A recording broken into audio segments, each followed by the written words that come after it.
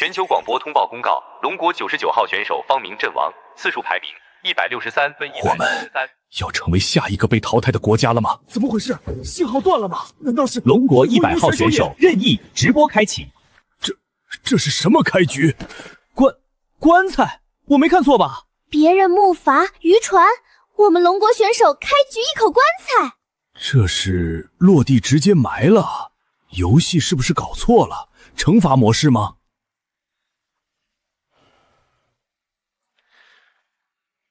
我们要相信是变异海鸥，它的喙能啄穿2毫米厚的铁皮。完了，来不及了！在毫无防备的沉睡状态下，人的神经反应速度是有极限的。居然用手骨卡住鸟喙，出于求生本能的挣扎吗？可惜毫无意义。这只变异海鸥的力量足以把一个成年人拖起来，他的手臂很快就会被扯断。之前有位猴子国的选手就是猝不及防之下，被这种海鸟拖拽撞在礁石上，当场毙命。那是什么反应速度？那一下锁喉太专业了。任意的身份资料呢？怎么还没调出来？自己不是应该死了吗？在1号战区的临时医院被榴弹击中。这里是哪里？已击杀变化海鸥，奖励龙国全体市民，资源发现率加 0.01。欢迎来到海洋纪元，先行者，您是龙国第100号选手，您的一切行为将与国运深度绑定，您的表现将通过直播呈现与全球观众，请努力求生，祝您好运。海洋纪元，国运绑定，全球直播，自己前世的世界战火席卷全球，所有的国家早已分崩离析，文明沦丧。我已经麻木到快要忘记国家这个词的重量了。而这里不仅秩序和龙国还存在着，自己还成了国运的代表。哇，好帅啊！楼上的花痴滚出去！现在是看脸的时候吗？帅有毛用啊！清醒一点，他要是挂了我们就完蛋了啊！这就是龙国最后的希望，一个疯子！我的天，这是何等的野蛮！都闭嘴！你们懂个屁！怎么生吃鱼就不野蛮了？双标！没错，在野外这是救命的紧急手段。你们这些外国人滚出我们龙国的直播间，别在这儿丢人！系统序列，他这么快就觉醒了序列能力，但任意同志这个似乎有些不同，我们从没见过这样的序列面板，看不清楚内容。检测到可分解目标。变异海鸥尸体，是否确认分解？确认。分解成功，获得新鲜的肉块8，天数3，完整的羽毛20，坚硬的鸟喙1，油脂1，碎骨5，已存入仓库。那我直接把海分解了呢？分解不行。当前载具破败的棺材严重受损 ，LV0 耐久度3分10，结构单体木质结构，评价勉强能漂浮的木盒子，可进化方向简易古木筏。这是空间能力，一个可以随身携带的储物空间。意思是需要10点，而自己只有1点，缺口很大啊。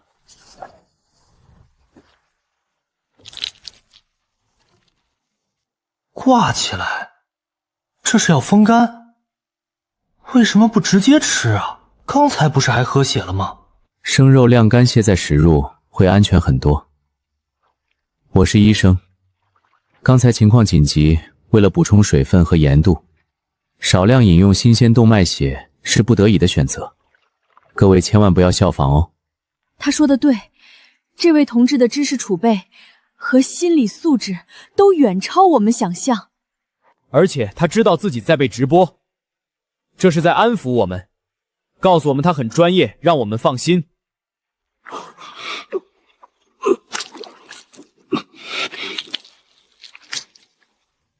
咬着不，这是怕自己喊出来。他在干什么？自残吗？我忽然有种不好的预感。我的天，看着都痛。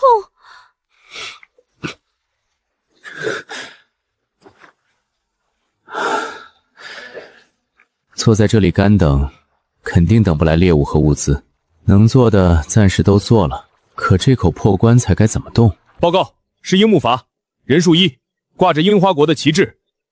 你好，龙国的朋友。朋友，我看你挂着肉干，要做交易吗？我这里有鱼，可以交换一些食物。保证营养均衡，对我们都有好处。啊，朋友，你受伤了吗？我这里有一些淡水，也可以跟你交换。好啊，朋友，来，再靠近点。不是大佬，你笑什么啊？我刚燃起来的希望啊，樱花的人能信？去死吧，劣等种！检测到可分解目标，简陋的木筏，分解可获得木料10、麻绳3，是否确认分解？确认。分解成功，获得木料10、麻绳3，已存入仓库。八嘎，我的木筏，你会遭报应的。是普通的严厉。这个龙国人运气太好了，不过他也太愚蠢了。为什么不直接杀死那个樱花国选手？留着他，迟早是个祸患。天照煞神不会放过你的。是利齿鱼怪。这种鱼对血腥味敏感，而且是群居。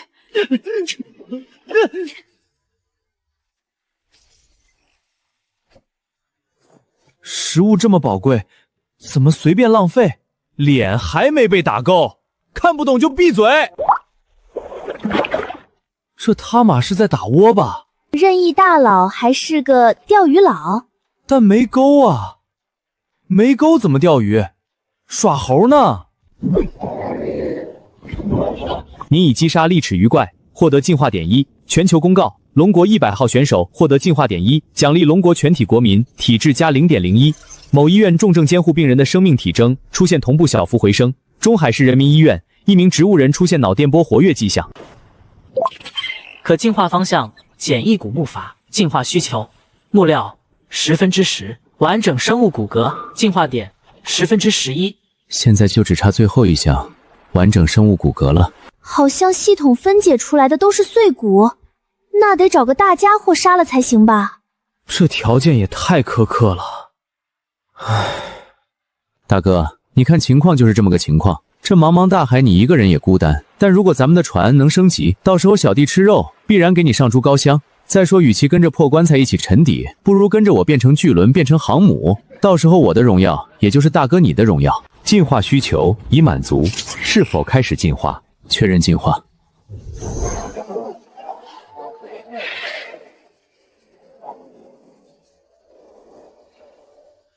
我是不是网卡了？谁来打我一下？所以是从一口单人棺材进化成了双人棺材。带护栏和座位的棺材，怕大佬晚上起夜掉海里吗？这造型还挺别致。我大概明白原因了，是进化的原材料。任意这次进化区别于其他人载具进化的关键材料，是那具完整生物骨骼，而那具骨骼是属于人类的。系统的进化逻辑很可能是基于材料的本质特性，用野兽的骨骼可能会进化出更具攻击性的形态，而用人的骨骼，系统判定最适合承载人这种生物的容器，自然就是棺材。不错，非常有安全感，平稳性也大大增加。这回别说在上面打棒球，就算翻个跟头都是可以的。大哥，你走得好突然。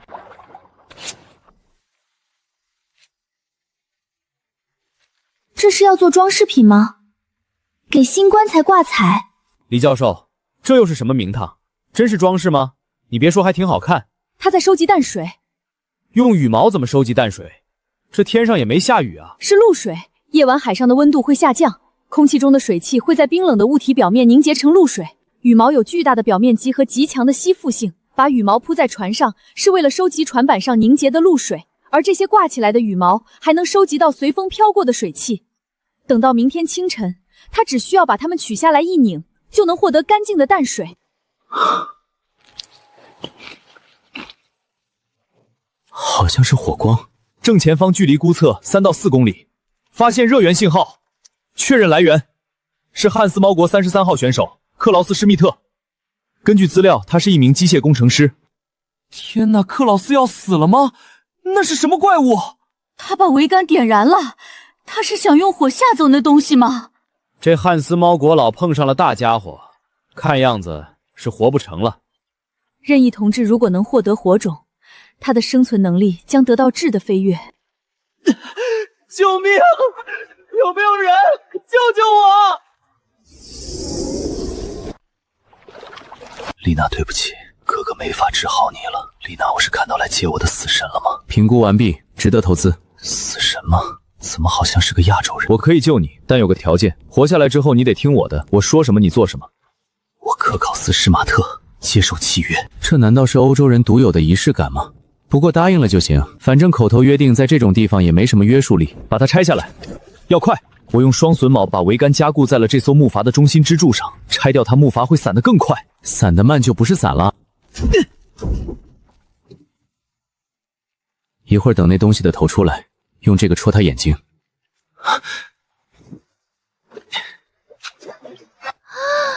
我就知道，这个男人太坏了，我好爱。哎，卧槽，过河拆桥啊！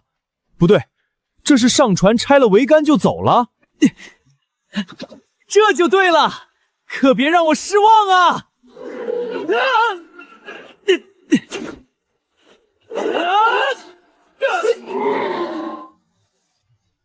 他不是在跑，他是在送快递呀！把怪物打包送货上门，这是人能想出来的操作？该死的，他不是在开玩笑，他真的把怪物送过来了。他把我当成了戳穿怪物眼球的袭人的牙签。疯子，你这个彻头彻尾的疯子！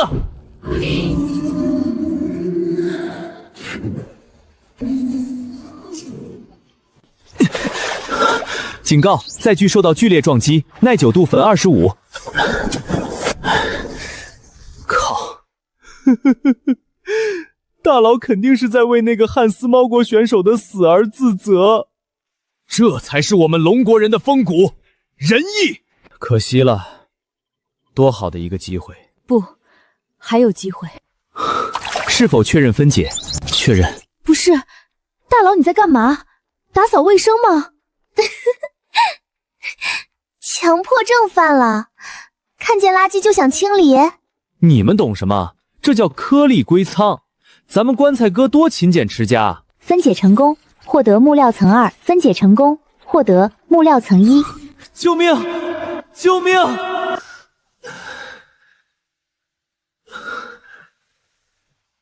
幻觉。我在这儿。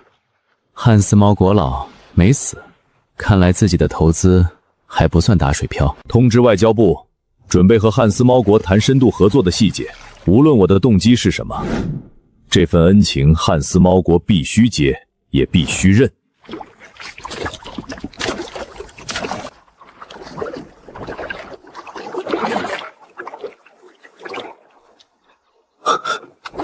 拉住！好沉。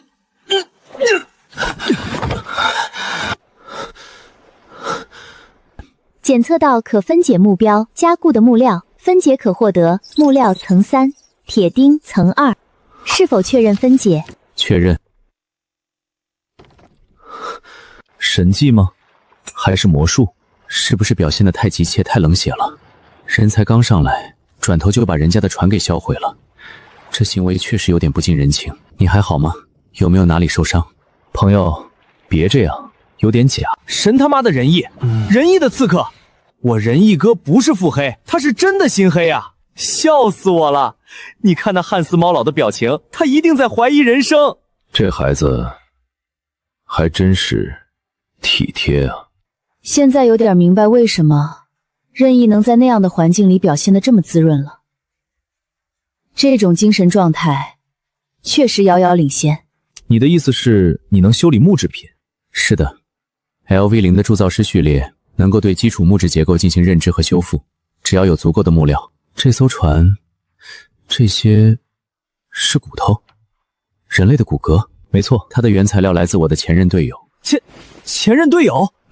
一个很可靠的伙伴，人狠话不多，还从一个樱花国选手手下救过我的命。这人是开玩笑，还在如此轻描淡写的讲鬼故事。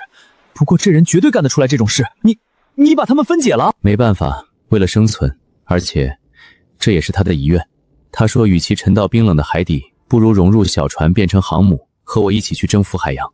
那你不会把它的皮剥下来做成船帆，再用自己的骨头继续加固这口棺材吧？哈哈，你看他脸都白了。他信了，他真的信了。我感觉克劳斯已经在思考自己哪个部位比较适合做船桨了。说起来，确实有件很紧急的事情需要你来做，把船修一下。修船比起变成船的一部分，显然还是当个船匠更有前途。这汉斯猫怎么突然这么听话？难道自己吓到它了？没有吧？不行，我无法完全修复它。L0的铸造师只能对木质结构进行完全的修复和加固。这艘船的骨头和木头不是简单的拼接，而是融合在了一起。我能做的只有把破损的地方暂时填补上，但这无法完全恢复它的耐久度。就像给车换了保险杠，但发动机的损伤我无能为力。想要修复混合结构，我的序列至少需要提升到 LV1 才行。你的序列升级需要什么条件？熟练点，还有10进化点。10进化点啊！一只利齿鱼怪就是1点进化点，可问题是那种鱼也不是想找就能找到的。上次能一口气杀那么多，还是靠无私奉献的樱花国选手。现在去哪儿获取那么多进化点呢？那条怪蛇受了伤，现在应该还在附近那玩意儿，应该值不少进化点吧？不过小破船的耐久度只剩下15点，现在就去跟那大家伙硬碰硬，纯属嫌命长了。确实，当务之急还是先解决更现实的问题——淡水。你之前是怎么解决食物和淡水问题呢？补给箱，游戏随机投放的基础物资箱。我运气好遇到了一个食物补给箱，里面有纯净水和压缩饼干。不过刚才我以为要死了，烧船的时候也没顾着物资，大概烧没了或者掉海里了吧？白高兴一场，算了，先干点能做的吧。弄弯。鱼钩，这也修得太厉害了，会影响成品的效果。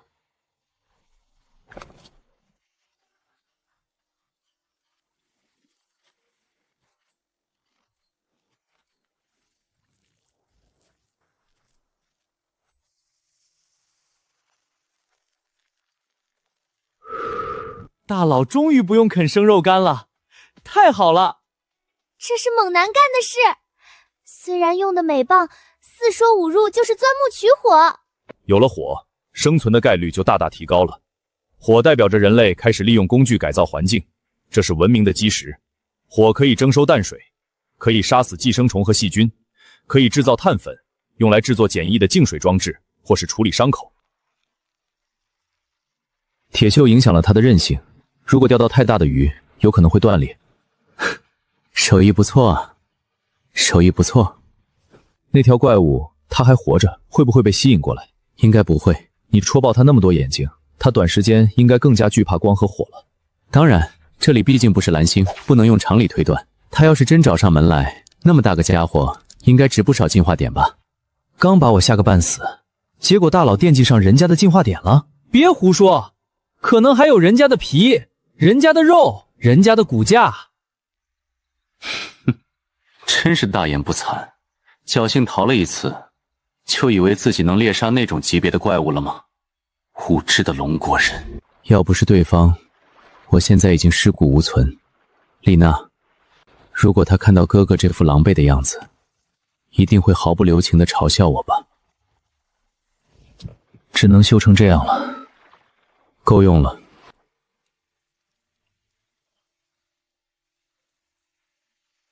没有鱼啊！这画面，我怎么品出了一丝岁月静好的感觉？这不就我跟我朋友半夜海钓吗？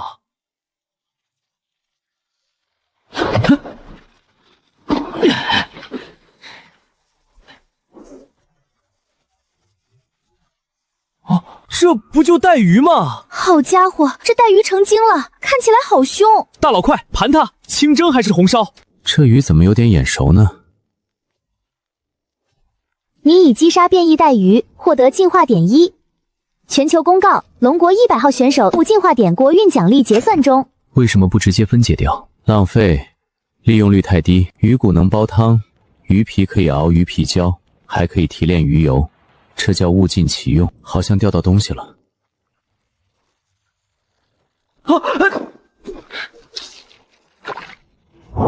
获得进化点层1，国运奖励结算中。汉斯猫国33号选手获得进化点层1，国运奖励结算中。奖励汉斯猫国全体国民精神力加0.01，又是1点。我棺材哥今天晚上 KPI 拉满了啊！就这么没了，看着挺吓人，结果是个战五茶。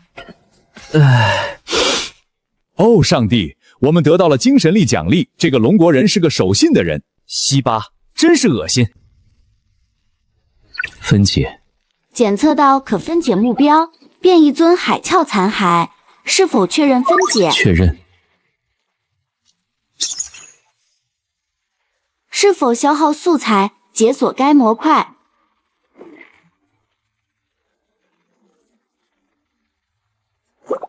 模块解锁成功，生物进化装置已自动安装至载具。每日0.6升，虽然不多，但已经是保证自己和克劳斯存活的生命线。那是什么？净水器。净水器？每日0.6升，活着是够了。笑死！你们看克劳斯的表情，他是不是要破防了？别说，这造型也太别致了，感觉下一秒就要睁开眼睛看看我。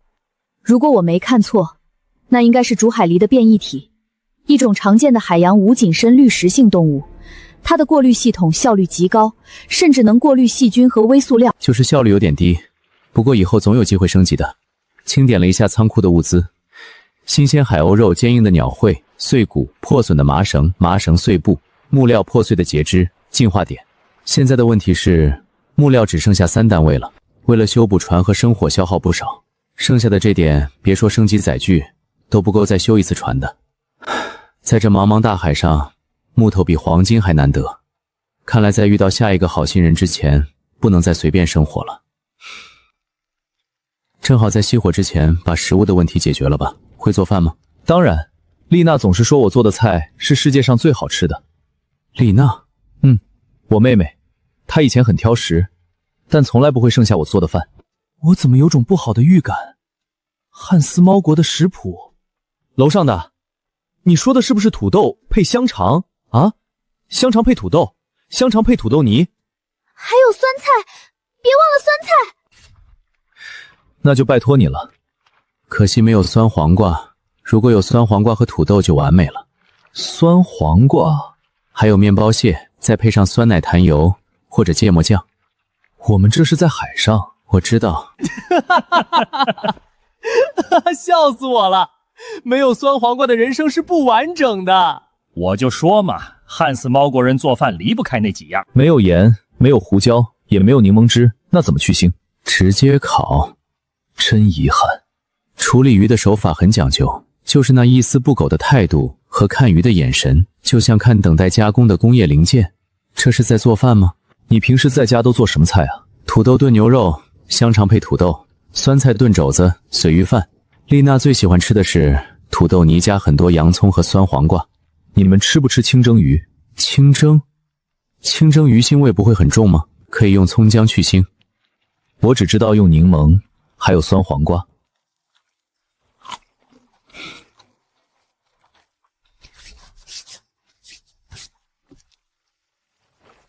海钓，鲜肉钓变异鱼效果不错。我的仓库不能保鲜，海鸥肉只能放2天。你不累吗？从你到现在玩命救人，钓鱼一刻都没停过。还行，习惯了。咱们轮流休息，你先睡，那一会儿叫我起来。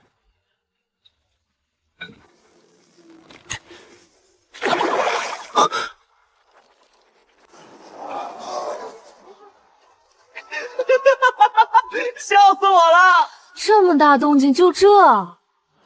大脑裂开了。看来不是所有生物都带进化点。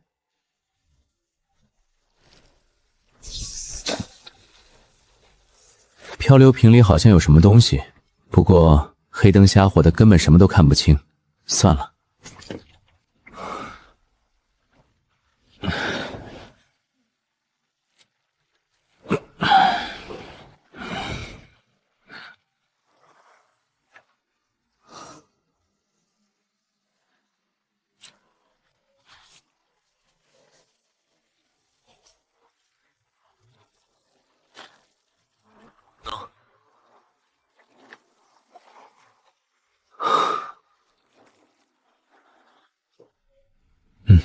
这就完了？就那么一点水够干什么？赶紧再冲一下。在我的价值体系里，用超过维持伤口清洁最低限度的量的淡水资源去冲洗是浪费。算了，就当是满足一下新队友的强迫症吧。这里还有个皮革，是刚刚漂流瓶里面的，不知道是用什么动物的皮做的，材质很粗糙，而且从边缘的撕裂痕迹来看，似乎只是某张更大地图的一部分。地图的中央似乎是画的这片海域，标注着静谧之海，顶都有一个太阳升起的标志，左边画着陆地的轮廓。如果我们就在这片静谧之海，这个标志代表太阳升起的方向，我们姑且当它是东方，那么这块陆地就在我们的正北方。我们要去那里吗？当然，用木板滑过去太慢了。我们需要一面帆。我这里只有这些。陆地，迈克尔，那个龙国人居然找到了陆地的线索。我们的莫里森上校拥有最强的侦察和单兵作战能力，为什么2个月过去了，什么信息都没找到？这正是问题的关键，姐夫。莫里森是深海蛮徒，泽连斯是海骑士，以利亚是演武士。他们都是战斗序列，力量强大，生存能力强，但他们获取资源的方式是捕猎掠夺。你看他们的进化点增长速度很快，但这也意味着他们忽略了最基础的生存方式，所以他们错过了大海以另一种方式给予的馈赠，比如一个漂流瓶。那现在怎么办？那个龙国人占了先机。不必担心，从这里到那片陆地不知道有多少危险，而且下个月1号我们就能把这个坐标发给莫里森上校，到时候就不是谁先发现的问题了，而是谁的拳头更大。这点布料都不够我妹妹的洋娃娃做条裙子。那就能干什么干点什么吧。你是想让我把它改成像样点的船桨？我必须声明，我是个工程师，不是木匠。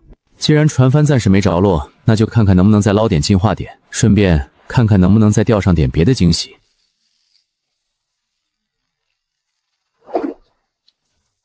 系统检测到可分解目标，散发着芬芳的旧皮靴，分解可获得腐烂的皮革乘2，是否确认分解？分解。系统检测到可分解目标，被遗弃的精神寄托，破得湿润的木料行衣，椰子的执念绳衣，是否确认分解？执念。欢迎上船，现在你也是船上的一员了。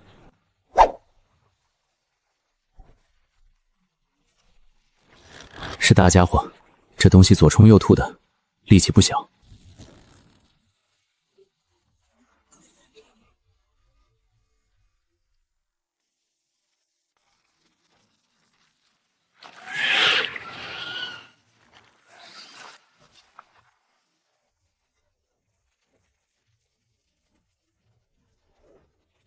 您已击杀荧光蠕虫，获得进化点词1。全球公告：龙国100号选手获得进化点词1。国运奖励结算中，奖励龙国全体国民精神力加 0.01。汉斯猫国33号选手，国运奖励结算中，奖励汉斯猫国全体国民精神力加 0.01。确认。下次再钓上来这种东西，能不能给我点心理准备？没事，见得多了就习惯了。哼，现在还有罪魁祸首珊瑚。抛开那些虫子，这可以称之为一件艺术品。我知道，分叉繁复而优美，精巧又不失浑然天成，通体有种半透明的质感，大白天也能看出它散发的淡淡荧光。可想而知，在夜晚该是怎样柔和梦幻的美景。真漂亮。不过我建议你把它分解掉，谁知道里面会不会钻出什么东西？有道理，而且船上空间有限，放这么大个又沉又易碎的摆件，确实是占地方。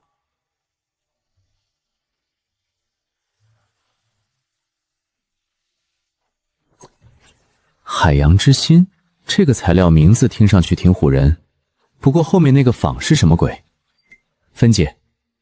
幽蓝色的宝石宛如艺术品，虽然系统的评价毫不留情，但就算是石头，它也是块颜值很高的石头。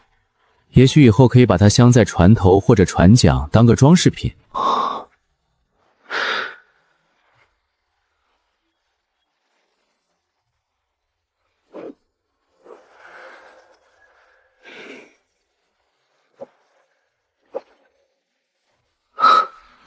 生物光源，稳定并且没有任何消耗的光源，这代表照明不再需要生火，节约了木料。最重要的是，如果能有足够的光，像昨晚的怪蛇那种畏光的怪物，或许会直接放弃攻击。刚才的16只虫子，自己踩死9只，克罗斯打死7只，现在有11点进化点，解锁。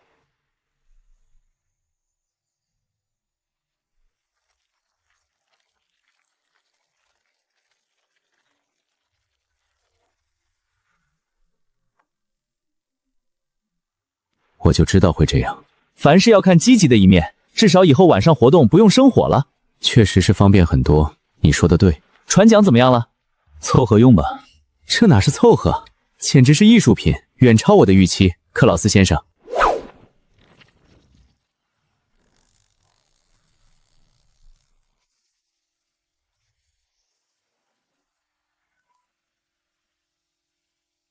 芬姐。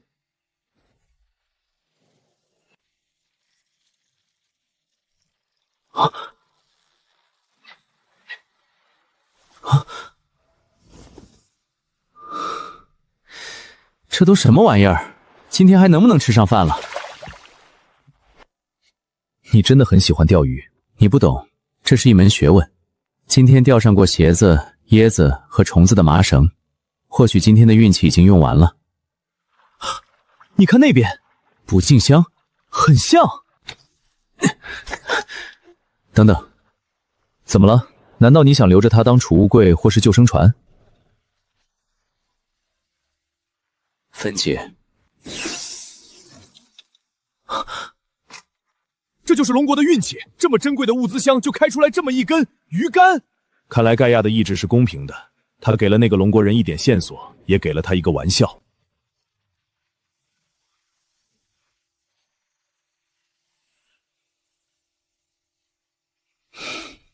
好家伙，光看着评价就不是什么正经东西，其实还不错。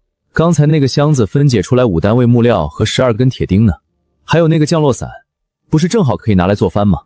虽然不是帆布，但够了，又轻又结实。我们需要一根主桅杆，桅杆长度3.5米，铆送连接更稳固。要不然先歇歇？不，工作让我感到平静。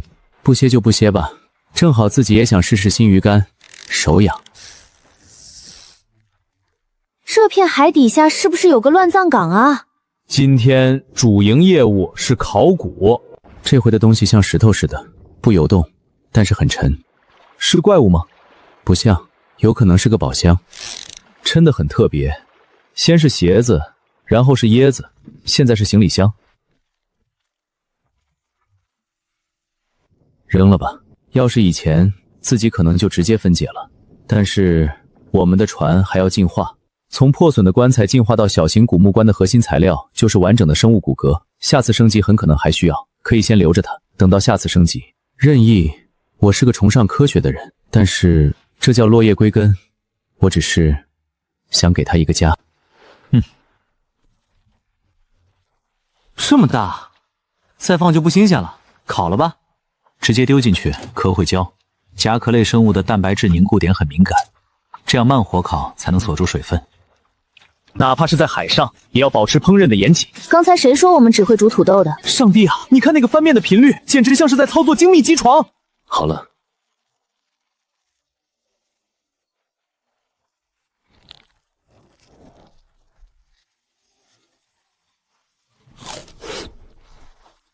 我不行了，泡面突然就不香了，这放在米其林餐厅不得卖个几百欧？楼上的别说了，樱花国那个新进来的42号选手啃生鱼还非说是刺身，刚才拉肚子拉的脸都绿了。等等，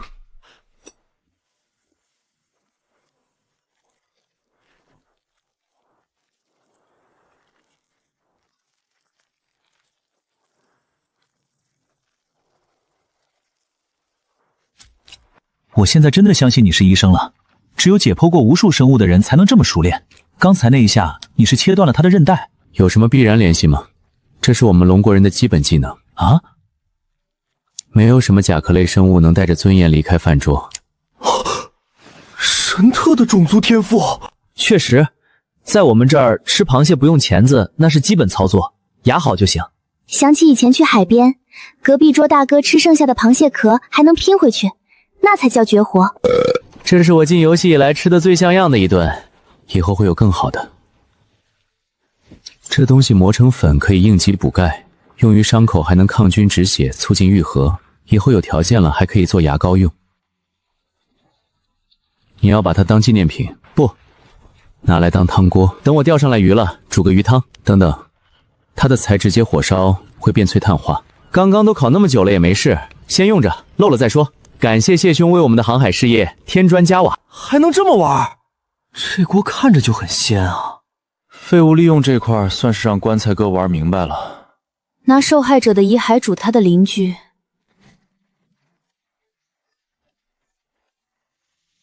这个大小的船勉强够用，但是缺乏横向支撑，要是遇上6级以上的大风，有可能倒塌或折断。这不是叫静谧之海吗？好了，生番试试。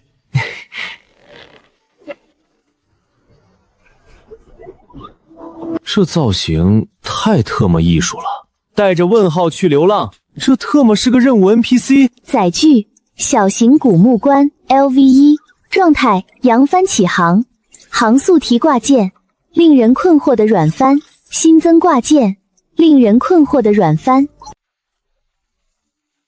几个小时相处下来，我大致是摸清了这个龙国选手的脾气。他要是对你冷眼相对，说明你是个路人甲，死活不论；但要是突然开始温良谦让，甚至试图谈心聊家常，那完了，你是猎物。这帆怎么控制方向？座椅旁边有个舵板，你把绳索绑在那上面就好了，然后转动那个把手。我的天，有你这样的哥哥，你妹妹肯定特别骄傲吧？那你还是别这么说话了，瘆得慌。怎么会？这么简陋的材料拼成这么像样的船帆，这手艺绝了。为了生存罢了，不值一提。我算是把这个汉斯猫的脾气摸清了，有牵挂，傲娇，好懂好用。虽然觉得你很变态，但我很受用。我看克劳斯迟早要被卖了，还帮着数钱。哦，不对，是帮着数骨头。怎么样？这速度还掉？你是机器吗？刚刚那只螃蟹还没消化完吧？这你就不懂了。现在船有速度了，正好脱掉。脱掉？假装我们是条逃窜的活鱼，一般能钓上来大家伙。最主要的是晚饭还没着落呢，我心里不踏实。这人简直比他们汉斯猫国最严苛的工头还要卷。大家伙，什么鬼？船要翻了！稳住你的！这东西不是在试图逃跑，而是在试图和船角力。往左！上帝啊，这得多大？给我起！那是剑鱼？不对，剑鱼的体型没这么小，可能是变异的梭鱼之类。管它什么鱼，现在都是我们的晚餐。他要撞船！啊！该死，他掉头了！啊！哥们儿，借个火！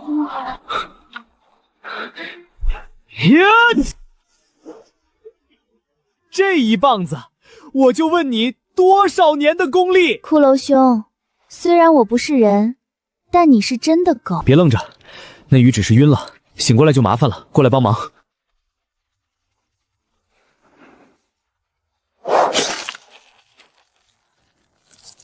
3点，这么多，这系统判定有点意思啊！补刀的拿大头，累死累活打残血，结果让汉斯猫把经验吃了，这换我心态崩了。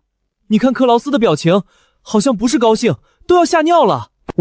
我那个游戏判定总共多少点了？11点。哦，那还不错，看来以后补刀的工作可以多交给你，升级序列的效率能高一点。你不生气？一共才5点，谁拿不是拿？难道我拿了就不用帮你找进化点升级序列了？我棺材哥格局打开了，这波收买人心，我给满分。克劳斯现在的忠诚度估计直接拉满了。区几点进化点？给小弟怎么了？别感慨了，把它弄上来才是个大工程。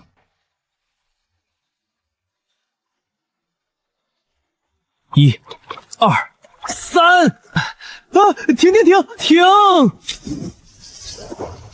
太重了，不等弄上来，船就要翻了。如果不弄上来，也许会引来更致命的猎食者，到时候别说晚餐，船能不能保住都是问题。没办法了，只能就地正法，打包带走了。检测到可分解目标：新鲜梭鱼肉2斤装成40，变异铁甲梭鱼乘50，完整的鱼骨乘1，鱼油片乘5，变异鱼柏乘1。是否确认分解？分解。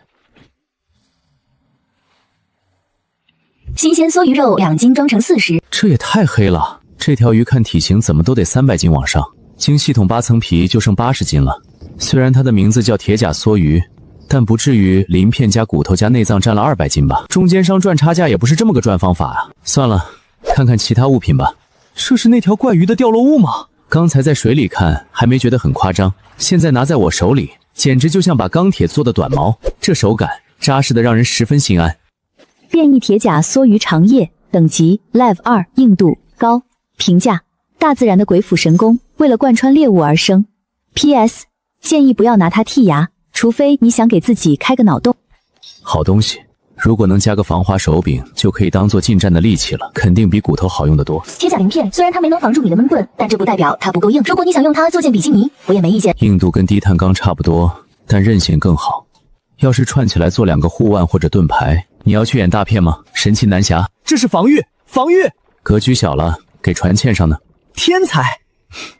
受力点太少了，这点鳞片把船头那一面贴上都够呛。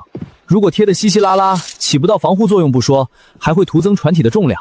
那就先留着吧，等以后多杀几条再说。还有别的吗？优秀的福利囊，韧性惊人。当然，如果你非要把它放进锅里，那也是独特的风味。鱼帛，拿开拿开，离我远点。不识货，在我们龙国这叫花椒，是顶级食材，补肾固元，尤其是这种变异的，可能大补。我不需要，而且我绝不会吃这种恶心的玩意儿。不识抬举呢，这么大的鱼帛，要是真能做成花椒，汉斯猫不懂吃，这玩意儿处理好了，那是人间美味。那太可惜了，这东西腥味太大了，没有葱姜料酒，估计做出来那味道能把人直接送走。如果不看外观，单论它的气密性和韧性，吹起来可以当个救生圈。生物缓冲层进化需求：变异鱼仆1，进化点2。描述：在狂暴的大海里，你需要一点软着陆。生物缓冲层什么用？算了，能升级就升级吧。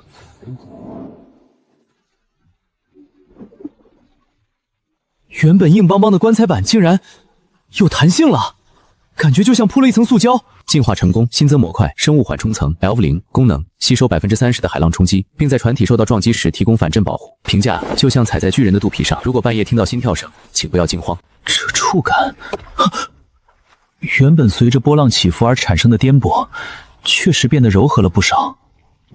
原来是减震，现在升级成了商务座驾。这不科学，而且我总觉得这船活了。有些事儿不用搞得太明白，只要它不吃人，就是好船。这就是生物科技吗？神特的商务座驾，我的哥，谁家减震是鱼魄做的？饿了。你确信这玩意儿能煮汤？如果烧穿了，这些水就浪费了。把它架高一点，只要里面有水，它没那么容易穿。不愧是 LV2 变异生物。薄厚不均匀，很难保证煮透的同时薄的部分不老。我们是在求生，不是在米其林里摆盘。没有黄油，没有奶油，怎么可能呈现出乳化反应？谁知道？可能因为它是 LV2 的变异生物吧，细胞里的能量比较高，体力恢复速度微弱提升。果然补，快吃，别在那儿分析了。上帝啊！龙国选手和汉斯猫选手的生存质量提升如此之快，这不光是生存质量的问题，比尔，我们都在犯错误。什么？用短跑的思维去衡量这场马拉松？上面是目前各国选手的存活率和序列分布，上面显示阵亡的选手大部分都是工匠、植物学、药剂师之类的非战斗序列。这类初期没有战斗力的选手被淘汰也是很正常。比尔，游戏很残酷。一只普通变异生物只有1进化点，但杀死其他国家的序列者却有10点，还可以掠夺对方的物资。他们在前期的确是王者，但等到中期，载具需要维护，房屋需要扩建，需要稳定的食物来源和医疗。我建议联系我们的人，如果遇到这类型的弱势选手，只要没有直接威胁，尽量提供庇护。这要是不洗干净，明天就会臭得像死了1周的老鼠。老大，生产队的驴拉完磨也得歇会儿吧？刚才钓完那条铁鱼，我看你手都抖了。刚刚的鱼肉有加速体力恢复的效果，这会儿我感觉自己又行了。你要是觉得没事干，可以看看你的序列面板。进化点11%，进化点已经足够了，熟练度还差15。你进化船进化的这么轻松，序列一定早就升级了吧？我有个锤锤的序列，从始至终面板上只有分解、进化、储除这几个功能模块，别人的是人进化，自己的是船进化。照目前来看，只要材料有，理论上这口棺材大概能无限进化，算是吧。在你钓上来下一条鱼之前，我应该能给这玩意儿加个手柄，不能让船舱里那家伙的另一根大腿骨也骨裂。完了，克劳斯被彻底带跑偏了。卷王亲自下场，把周围的人都卷死了。别尬黑，这叫以身作则。榜样的力量是无穷的。骨裂，新的骨头胸骨裂了，还算完整的生物骨骼吗？要不找个机会给拿出来放生了吧，省得到时候想用用不了，还白占这么大地方。海洋的小寿星，评价：他可能比你的船年纪都大，放了他，也许海神会给你一点面子。PS， 不好吃。给我面子？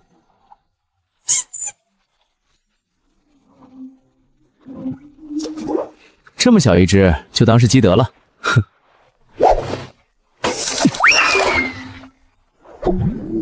迷路的海龟少年，评价：他或许是刚才那只的哥哥。PS， 依旧不好吃。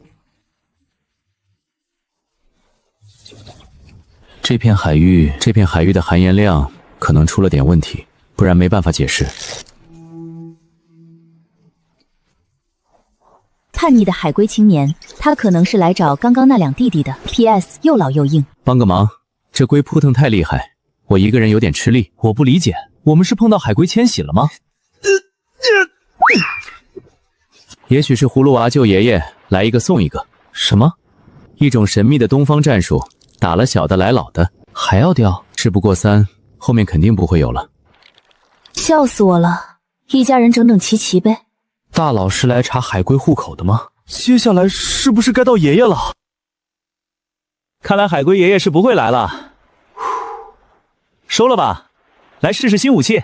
最后一杆。你10分钟之前也是这么说的。也许你说的对，那一家子海龟就是路过而已。挂底了？挂底？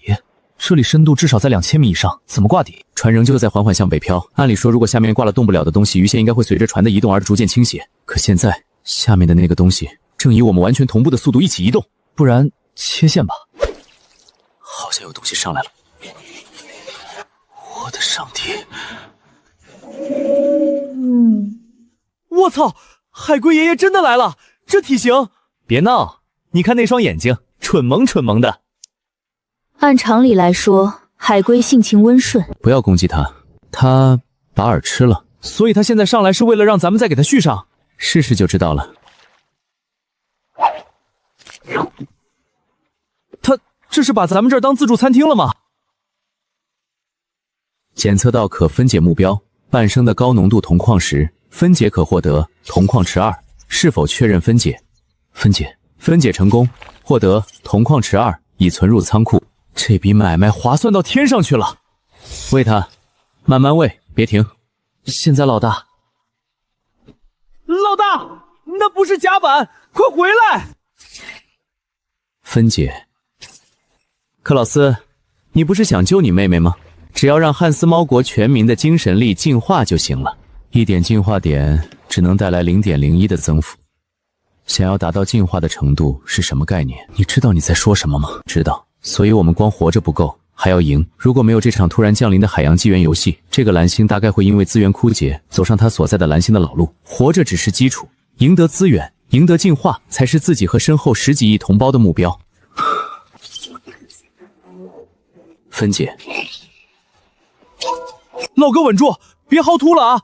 给龟大爷留条底裤。雁过拔毛，龟过瓜壳。棺材哥喜提拆迁队队长，这太疯狂了！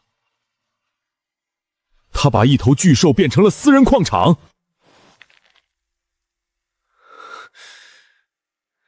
西巴，这不公平！为什么他的运气总是这么好？活着的宝藏岛，盖亚是在偏袒他吗？他这样利用规则没问题吗？不，他只是做了选择，然后盖亚给了他一份慷慨的回报。获得秘金瓷一，获得水晶总石，获得珊瑚骨结晶石，获得泛生发光苔藓18，获得有点脾气。检测到可分解目标深渊鬼面藤壶，分解获得强力生物粘合剂橙石麻痹毒素氰2钙化外壳氰5。老兄，差不多得了，再喂我就得把自己切了。那就切断。检测到碱基特殊目标被岁月封印的宝箱，这还是第一次碰见系统无法分解的东西。任意，他刚才好像看了你一眼。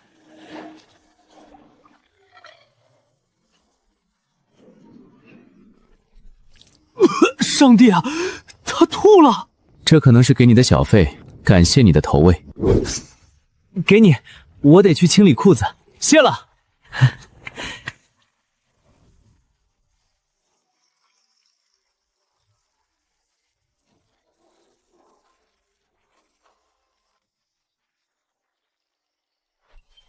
辉煌，为李历经1000年的老坛。寒梅的消化液，分解，这回材料足够了。进化，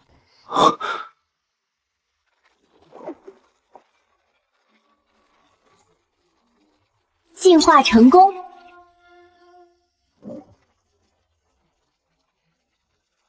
你又对我们的船做了什么？垃圾桶。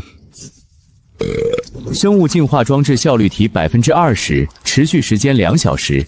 能量转化和效率增幅，这真是太实用了。新鲜梭鱼肉2斤，装数量9，天数3。梭鱼肉只剩下9块，刚才喂了龟爷爷30块，不过鱼可以再钓。对比多出来的100多单位的木料和不明用途材料，这点投资的回报丰厚到离谱。这回木料干什么都够了。克劳斯，你的熟练度涨了吗？我能升级了，升级！觉得一股清凉感流过四肢，最终流过头顶，就连五感都灵敏了许多。半脑海里像是拖出无数关于骨质塑形和材料品阶等知识，清晰的如同与生俱来。LV1 只能结合木质和骨质的材料，没办法处理金属，而且下次升级需要100花点，这得到猴年马月去。估计我的船下次进化也差不多需要这个数。是啊，又不是只有我一个人苦恼，所有选手都面临着同样艰巨的目标。任意大佬好像从不抱怨，他不是不抱怨，他是直接把问题当成目标。100点而已。也许你说的对，与其抱怨，不如干点正事。我记得你的仓库里还有2级梭鱼的鱼骨，还有我们的乘客，你应该用不到了吧？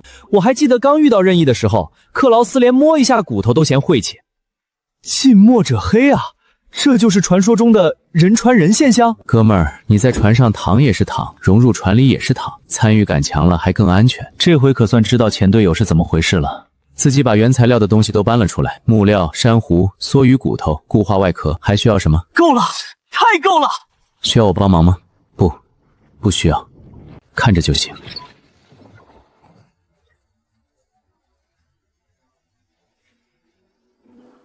这就是序列的力量。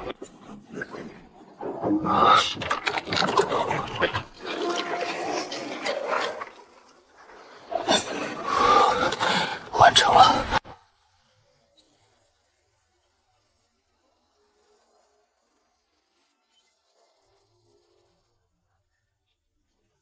废物，通通都是废物！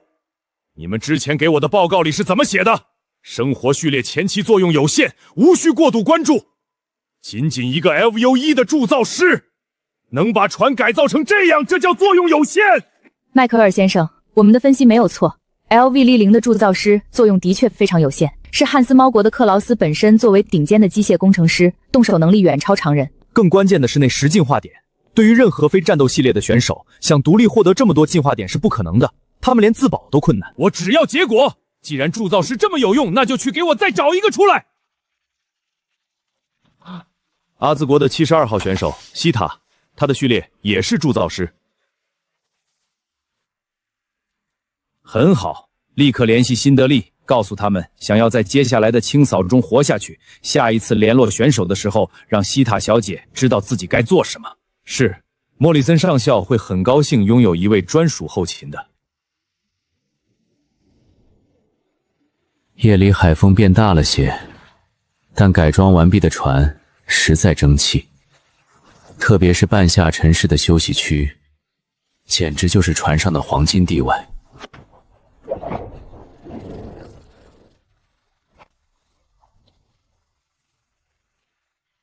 这要是在路市上，高低得给你点俩蜡烛，不知道的以为我给他守灵呢。这画面太阴间了，我都不敢大声呼吸。不懂就问，这是在进行什么神秘的仪式吗？那个绿灯能不能换个色儿啊？看着瘆得慌。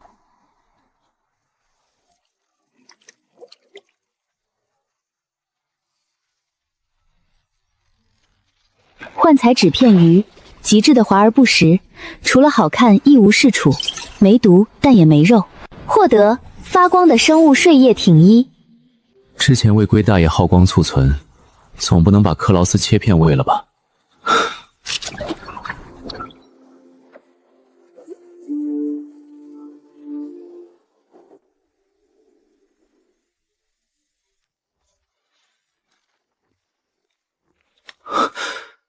克劳斯，醒醒！克劳斯，又钓到啥了？快点，把火升起来！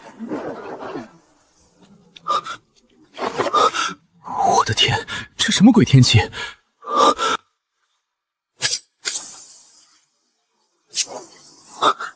克劳斯，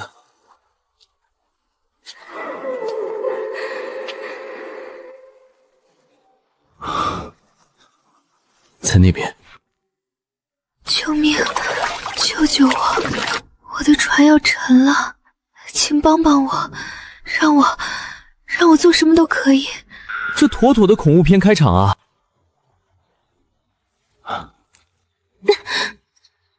怕火？那你过来吧。谢谢你们，可我的腿受伤了，能不能请你们过来帮帮我？当然。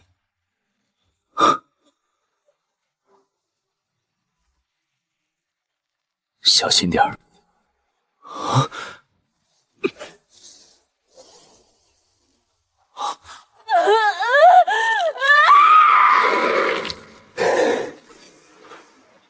上帝啊！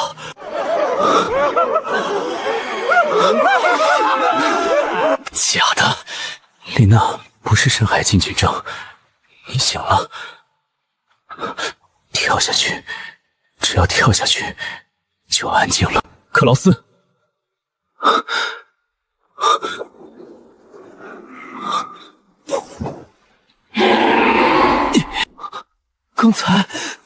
刚才你当诱饵当得不错。那女怪物死了吗？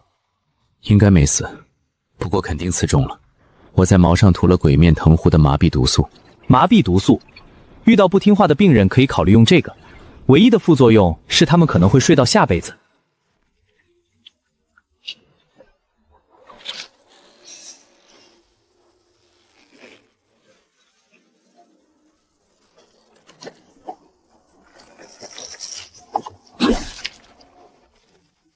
全球公告：龙国100号选手击杀韦塞尼，获得进化点6，龙国全体渔民力量加0.06。汉斯猫国33号协助击杀，资源加0.04。确认。赛陀之庸神经毒素阻断目标痛觉神经，在美梦中死去。有人吗？又来？这里到底有多少这种会唱歌的怪物？这次是真的。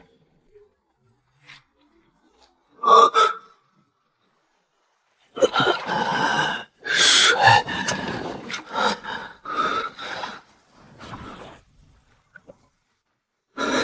怎么样？要救吗？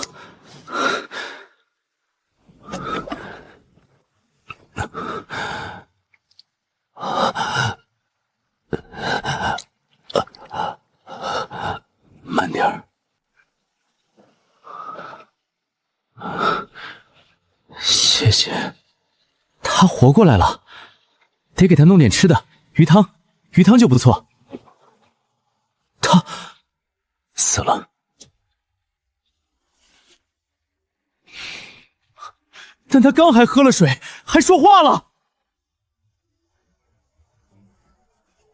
从任意进入海洋纪元，一直都表现得足够从容，游刃有余又带点幽默，让不少人产生了短暂的错觉。这不过是一场硬核的真人运探险游戏。直到这一刻，一个无辜年轻的生命以如此的方式死去，我们这才想起他说过自己是个医生。检测到可分解目标，是否分解？确认。别看了，我得为活着的人负责。况且，那孩子自己要求的，带他离开这儿。老大，要是有一天我也像那样，我会给你个痛快。你的骨架比之前的骨头胸都大多了，质量应该也不错。到时候就把你安在船底，刻上汉斯猫国工程师克劳斯·施米特，就当墓碑了。不，只要别放那个垃圾桶旁边就行。还有，记得加上最优秀的。你们喜欢叫它灵魂，某些存在的能源，某些存在的灵石。解锁新模块，生物拟生模块 LV 灵气。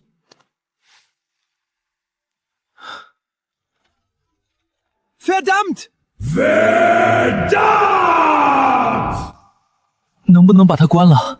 拟声功能在战场上可以用于制造混乱和心理压迫，战术价值很高。确实如此。克劳斯，来看看这个。这个，它的结构简直完美。老大，200%的负重，意味着我们可以装载更多物资，还可以加装火炮。有了它，其他国家的选手对我们来说跟浮木没什么两样。我也有些心动了。重装坦克谁不爱呢？但自己更在意吞噬血肉修复船体的那个特性。在充满怪物的大海里，最不缺的就是血肉。这意味着这艘船的维护成本几乎为零，只要没一下秒杀，就能给船边打边奶，续航能力直接拉满。右边，必须右边！看这个进化方向，明显就是奔着海上堡垒去的。在绝对的力量面前，任何花里胡哨都是傻叉。老张，海战又不是碰碰车，机动性同样重要。而且请各位注意这个特性，骸骨武装艇虽然强大，但木料、铁块、特殊的粘合剂，每一次修复都需要大量的资源。一旦资源耗尽，船就变成了消耗品。但血肉不同。还有一点，那个加速50%也很重要，打不过可以跑啊。分析的都有道理。不过你们忽略了一个关键问题，不管是造坦克还是造超跑，咱们的选手现在兜里只有9块钱，看着是挺带劲。那是带劲吗？那是安全感。有了它，就是那条巨型海蛇来了都得崩2颗牙。清醒点儿，我们上哪儿弄2米多长的变异乌龟？再看看铁块，要是造出来，撞个1、2次都没法修。可是这2种材料我们也并不清楚来源。别忘了你的序列是什么，克劳斯。系统的进化只是给了个方向，不代表你不能进行2次的改装啊。你是对的，这才是最优解。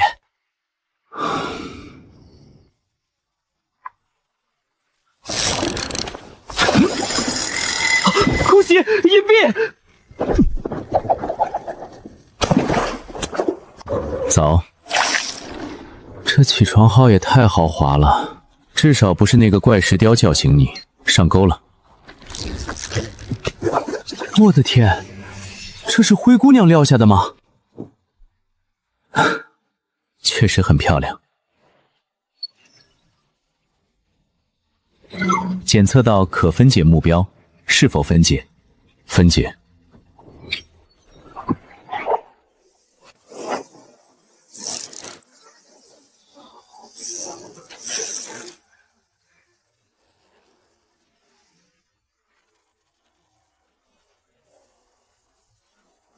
分解。2点进化点，照这个速度，还得掉40多只这种玩意儿才能进化船。想要高收益，就得加大投入。既然高等级的肉蕴含能量高，想必对海里的怪物吸引力也更大。老大，你是想要毒死我，还是毒死鱼？这可是高档货，忍一忍。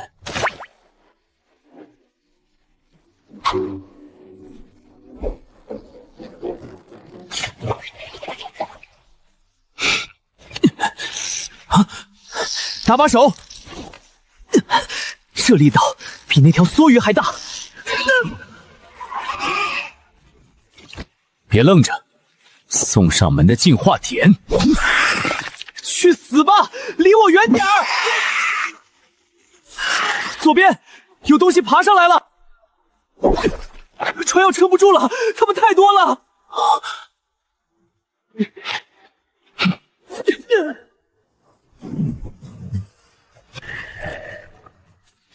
怎么样？拿了多少点数？现在有41进化点了。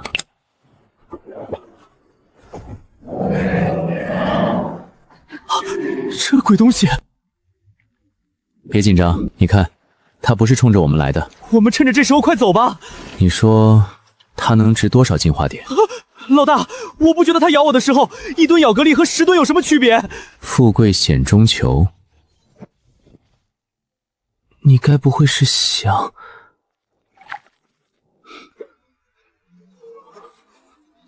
老大，别急，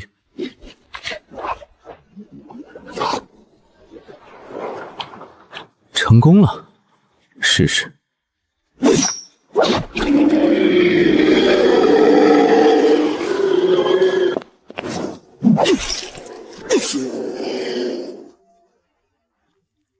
任意，快放手！任意，你答应我的墓碑还没刻呢。老大，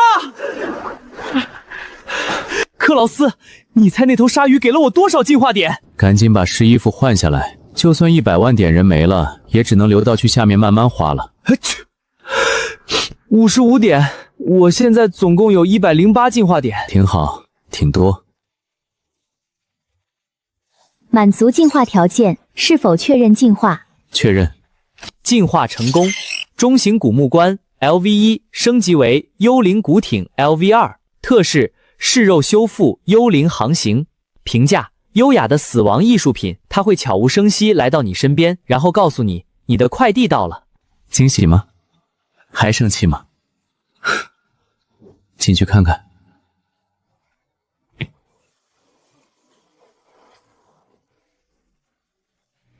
终于不用天天吹海风了。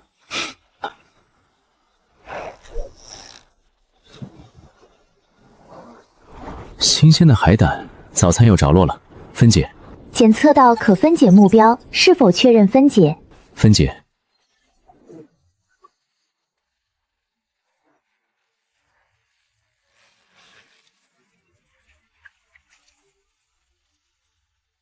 这是什么？它会放电。要是能解开，把它挂在船底下当圆网倒是不错。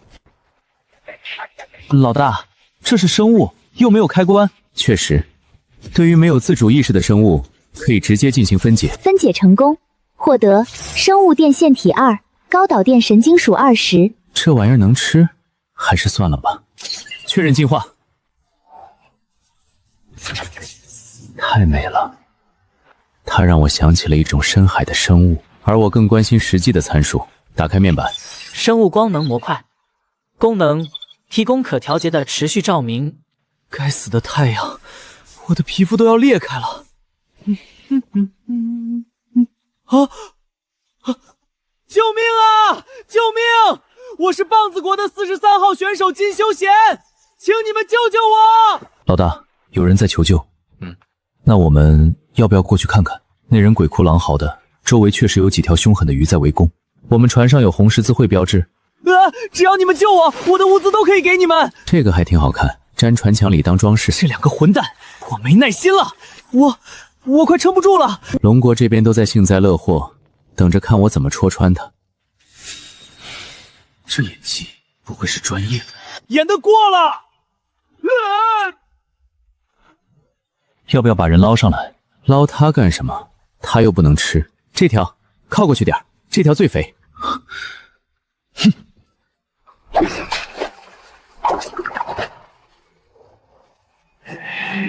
咱们快点走吧。就这么走了？不补一刀吗？杀他干什么？把他杀了，棒子国下一个进来的万一是个特种兵呢？现在这个挺好，蠢得恰到好处，知根知底的。要是换个人进来，还得费脑子对付。再说了，说不定下次遇上又能白捡这么一群鱼了呢。这也太多了。我懒得处理了，系统扒皮就扒皮吧，反正也吃不了这么多。分解成功，获得新鲜的海狼鱼肉乘120，鱼骨乘以16，鱼油32，已存入仓库。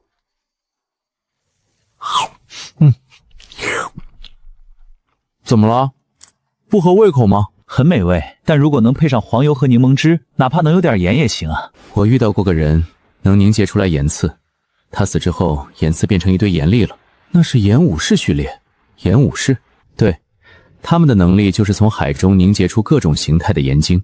早知道当初就不着急把他踹下水喂鱼了，至少让他多整几根盐刺再说。要不然咱们自己制盐算了，太麻烦，而且粗盐杂质太多，口感不行，吃多了对身体也不好。盐确实是个问题，如果盐分不够，可能会乏力眩晕。现在每天干的都力气活，光靠食物里自带的盐分肯定是不够的。看来这里的每一种序列应该都有它独特的价值。老大，我觉得这艘船应该有个名字。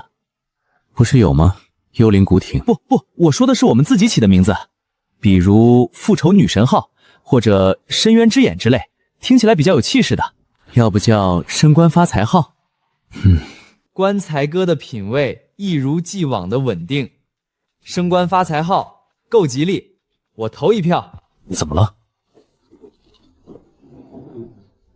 要过去吗？看看情况。是1万毛熊国的11号选手，序列是深海蛮图。快滚！这不是你们这种菜鸟看热闹的地方。拉他上来。该死，是大动脉！按住，按紧点哈，不想流血就自己捅深点。老大，强国脉冲！你要干什么？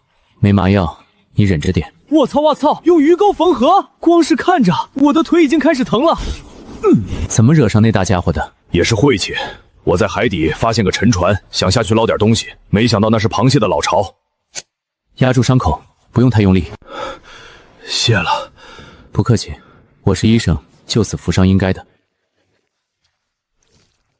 我的船就在附近，送我过去，船上的物资分你们一半。可以。我的船就在东北方向，大概5、6里。好。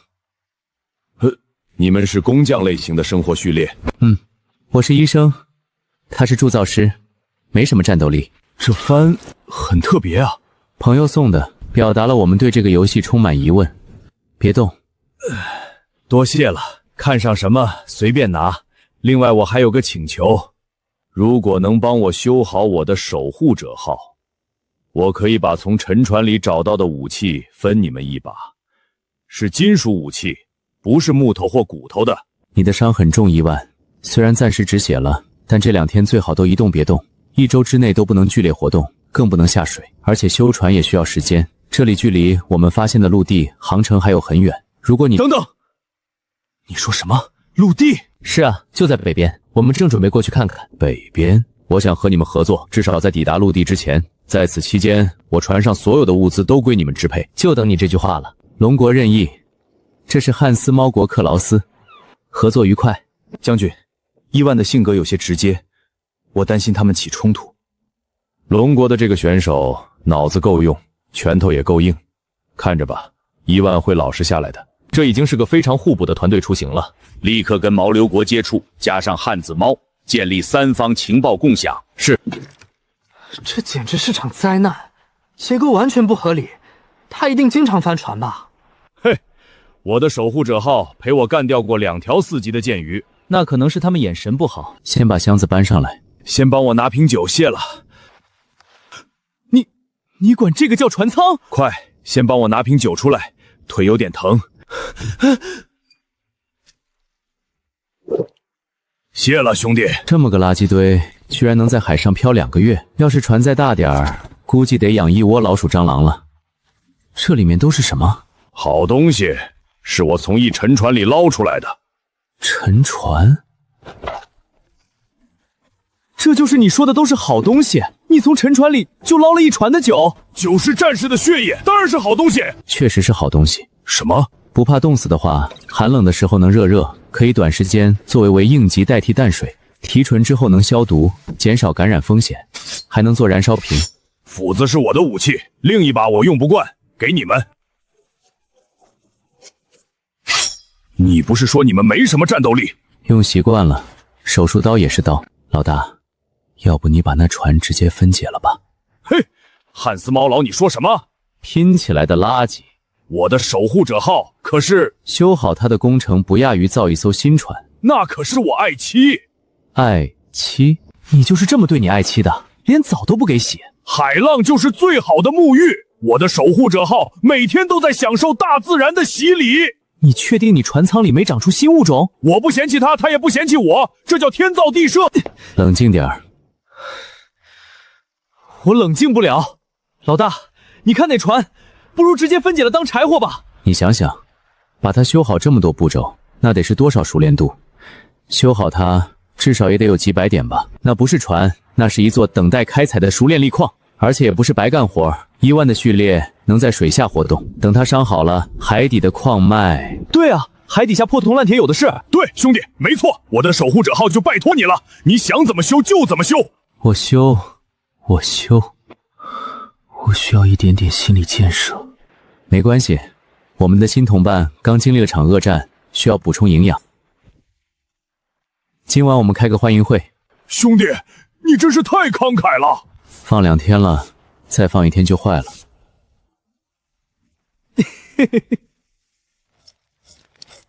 淡水不够煮汤了，用酒煮，味道肯定棒极了。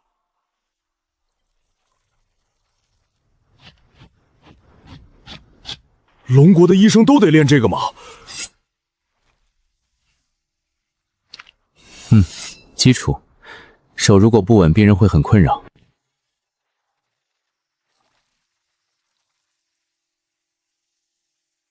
乌拉，这也太好吃了！我之前吃的简直是饲料。还行，主要是食材给力。这是我进这个鬼游戏以来吃的最文明的一顿饭。这样的机会以后有的是，只要活得够久。正式欢迎一下，欢迎登上升官发财号，这艘船是我们的了，我们将乘坐它前往新世界。出发！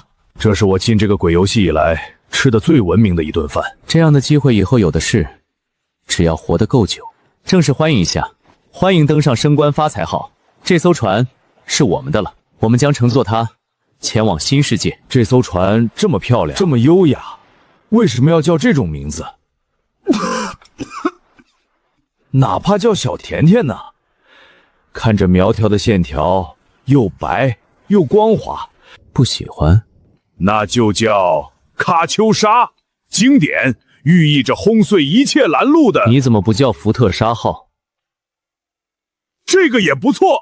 只要船还在，就一直升级，一直发展，多吉利。行了，这事儿以后再说吧。今晚还是你守下半夜，我守上半夜。1万是伤员，休息就行。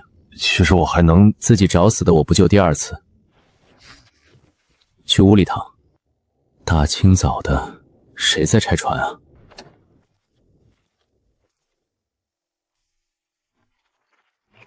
轻点儿，轻点儿，我的船啊！腐烂程度超过50%，还有这块铁皮锈成这样，边缘还这么锋利，你是打算给自己放个血？那是战损锋，而且那个我磨过了。用脸磨的？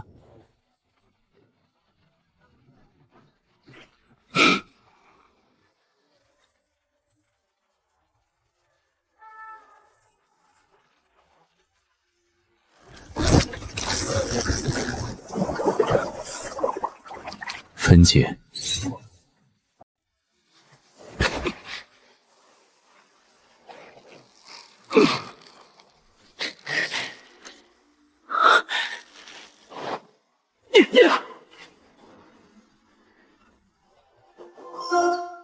宝藏，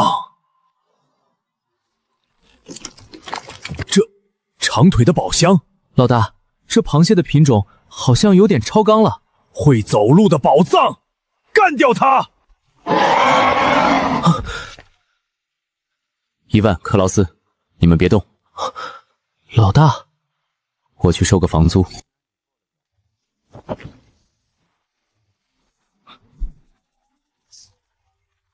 宝箱，我来了！检测到可分解目标，被寄生的华丽宝箱是否分解？分解。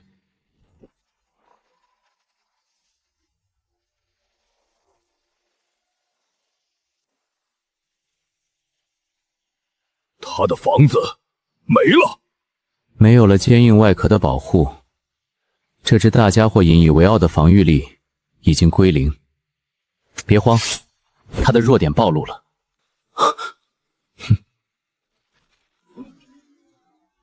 小心！克劳斯，左边！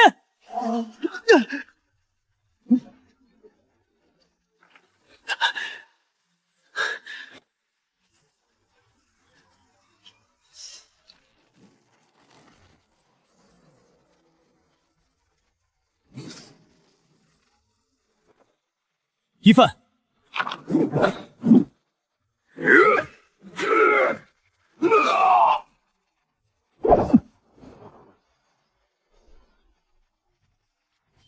你已击杀 LV4 变异宝箱寄居蟹，获得进化点层40。这东西怎么办？这是我的序列能力，把接触到的东西分解成材料，然后用它们让这艘船进化。分解、进化，原来如此，还是你牛逼！检测至特殊材料强韧腹肌，是否进化？进化。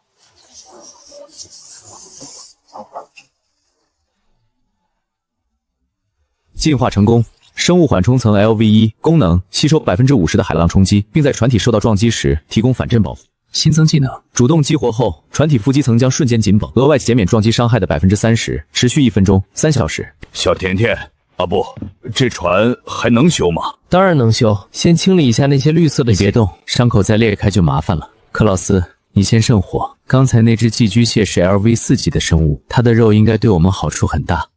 那船怎么办？耐久掉了80点。你忘了幽灵古艇的特性了？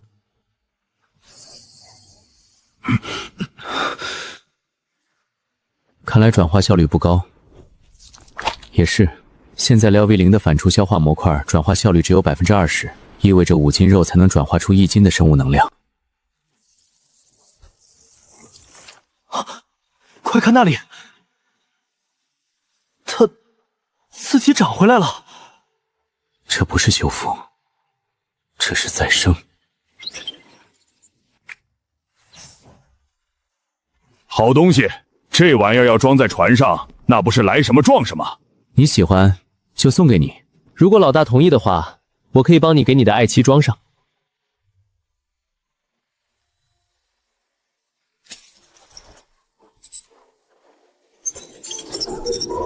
残缺的星盘1/4。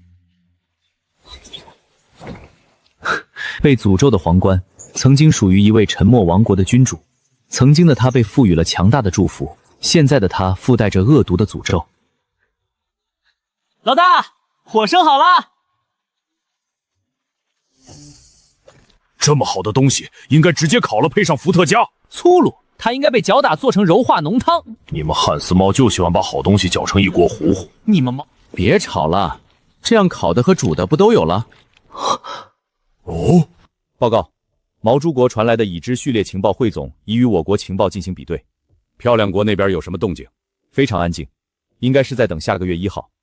杰克·莫里芬，他和泽连斯和以利亚3人的序列都已经到达2级，莫里芬可能很快3级。不用管，把通讯时要给任意的全有选手和序列资料准备好。是。还有其他国家投靠或是求援的，一概不必理会。您的意思是，游戏里是公平的，他想要什么自己会去拿。我们只需要做好我们能做的，给他提供支持就够了。明白？他们怎么会这么快就结盟了？毛叔国那帮蠢货，他们不知道龙国人有多狡猾吗？一范只是个头脑简单的莽夫，他看中的无非是利益，只要我们能给出更大的筹码。能给什么？那个龙国人能凭空变出1艘船？舰体改造师，只有这个传说序列才能解释他所做的一切。进化点都快满足进化条件了，可熟练度差得还远。这2天敲敲打打做家具，加上上午拆伊问的船，也才250点熟练度。照这个速度，先不说如何获取进化点，就光是原材料的问题都够难了。怎么了？熟练电太难提升了，单纯的木质加工能获取的熟练电变少了。用这个试试。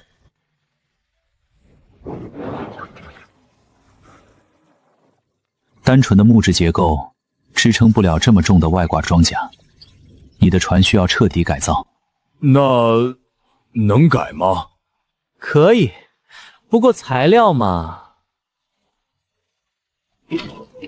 哦，足够了，不是太多了。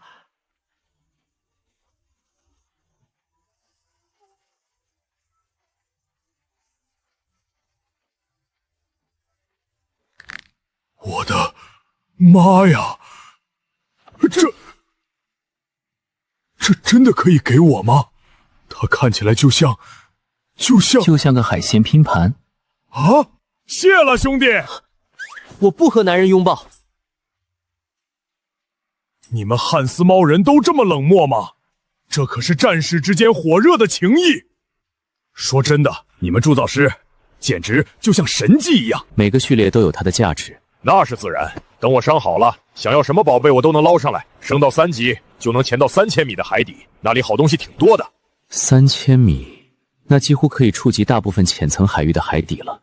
3级需要多少进化点？1000。见鬼！我现在还差727点。我的船现在也才2级，估计再进化也需要1000进化点。养活这一大家子，压力确实不小。要么去猎杀更高等级的怪物，要么就要提升猎杀效率，比如使用金属的重型捕鱼叉，或是船载武器。克劳斯，你升到2级还差多少？850。刚才对守护者号那一番改造，竟然硬生生给自己涨了600点实炼率。看来使用高等级材料确实效果更好。等克劳斯升级了，先看看能不能帮忙改造下劳苦功高的鱼竿。兄弟，你想干什么？我只是觉得它的结构或许还可以再优化一下。别担心，我只是把它拆开重新装一遍，很快的。拆开？你不能动我的喀秋莎。喀秋莎不是守护者吗？喀秋莎太柔弱了。我祖母就叫喀秋莎，她徒手打倒过棕熊。别急，就算熟练度满了，还差进化点呢。与其在这里争吵，不如咱们主动出击，找个大家伙打一架。这样进化点有了，船体受损，你的熟练度也有了。对啊，我怎么没想到呢？有道理，让喀秋莎开个招。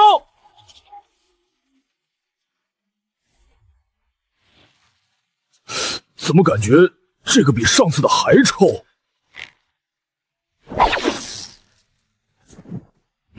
怎么回事？这高级饵料失灵了。再等等，来了！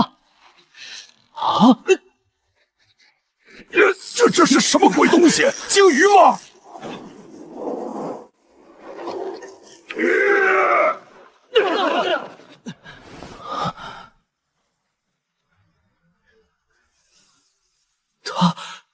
他刚刚是不是特意上来看了我们一眼？别难过了，兄弟。这只是 LV2 的工具，等我升级了，给你做个更好的。等我腿好了，就算下边是鲸鱼，我也给你插上来做烤串。仔细看看它的受力结构不太合理，让我做应该会用多重件套，最后实现自动收线。鱼线如果用上那些神经术，必要时释放电击麻痹猎物。不是兄弟，这是鱼竿还是武器啊？我真的特别期待，最好不仅全自动，带电击麻痹，还能自动杀鱼。最好是鱼钓上来的时候直接是烤熟的，撒上孜然就能吃的那种。等到了陆地，一切都会好起来的。海浪好像变平缓了。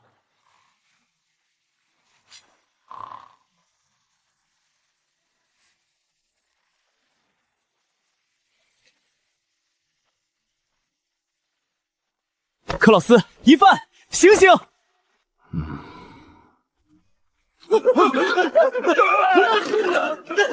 老大，老大，发生什么事了？腹肌猛男，主动激活后，船体腹肌层将瞬间紧绷，额外减免撞击伤害的30%，持续1分钟。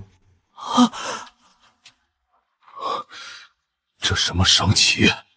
是什么海怪吗？呼，还好，你的技能启动的非常及时，船体没受到什么损伤，只是内9度掉了10点。喀秋莎，牙，我的牙断了。只是装饰用的，断了很正常。别哭了，几颗牙而已，我再给你装上不就得了？要不然再多装几颗，不，几排，只要把船头拆一下就行。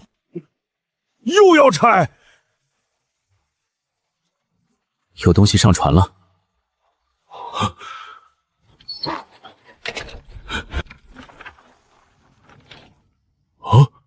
他把鱼竿送回来，拿走了一顶假发。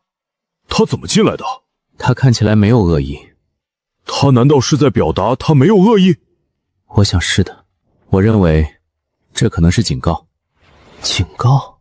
他想告诉我们，他不仅能弄断我们的鱼竿，还能在我们毫无察觉的情况下取走我们最珍贵的东西。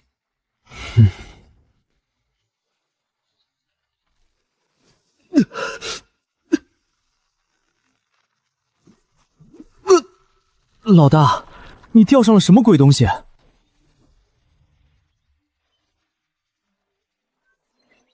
芬姐，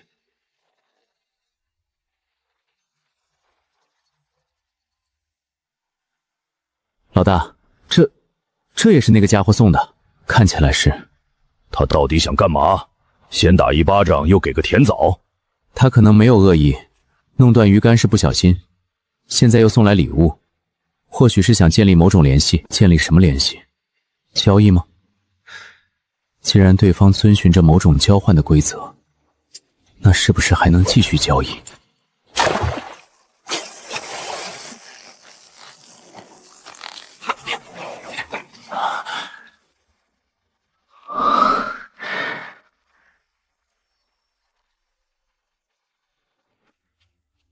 克劳斯，你觉得我们现在有足够的淡水，让你在里面泡个澡吗？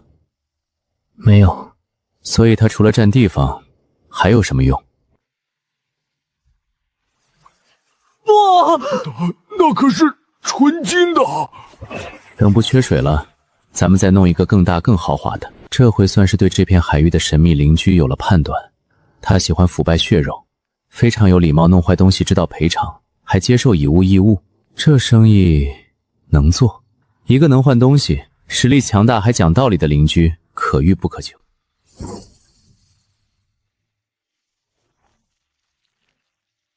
老大，你还想换点啥？我想换能净化水的生物，就是会给你打扫卫生的。走你！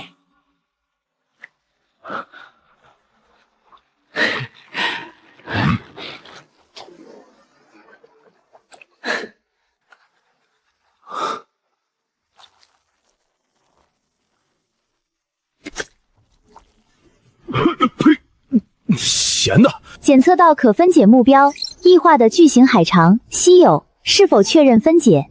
分解。生物净化装置1级功能，转化海水为可饮用淡水。净化。净化成功，当前每日产量5升。多少？5升？每天？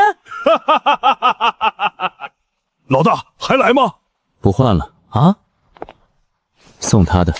老大，这太浪费了吧？这不是浪费，我们的邻居值得这点善意。扬帆，我们继续向北。老大，这片海干净的像克劳斯打扫过的板。他可能一直在跟着我们。他跟着我们？为什么？难道是还想和我们换东西？试试就知道了。上次是个金浴缸，这次不会来张床吧？最好是带弹簧的。唉，检测到特殊物品，很有韧性。克劳斯，不像是普通的骨头。或许你的评价系列，它生前的主人大概是海里的唐三藏。75%。成功了。普渡特性1：坚韧，特性2：诱惑。当没有饵料时，将持续吸引稀有生物。评价：专业的竿，钓专业的鱼。我的熟练度满了，厉害呀，克劳斯！以后我的武器坏了，也全靠你了。只要你别再把船弄得像垃圾场一样。老大，你这是看看我们的邻居对其他商品感不感兴趣？就这？很普通的食物鱼，这些对他来说好像只值个面包。那他到底喜欢什么？可能是奇怪的人工造物，或是富含高能量的生物血肉。好邻居，你一直跟着我们，我们就钓不上来那些对你有用的东西了。这样好不好？我把剩下这些都给你，你先别跟着我们了。等过一段时间，我们弄到了更多好东西，再回来找你交换。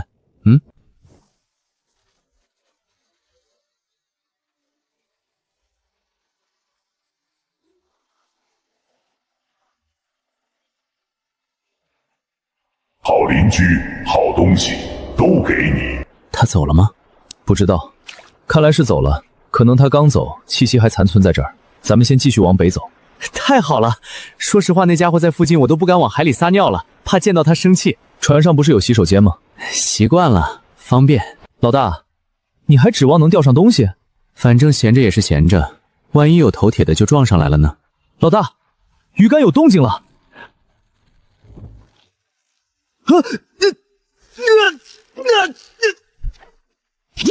一只应该在海底皮翔的软趴趴的小章鱼，是怎么追上幽灵古等的速度，还挂到自己的钩上的？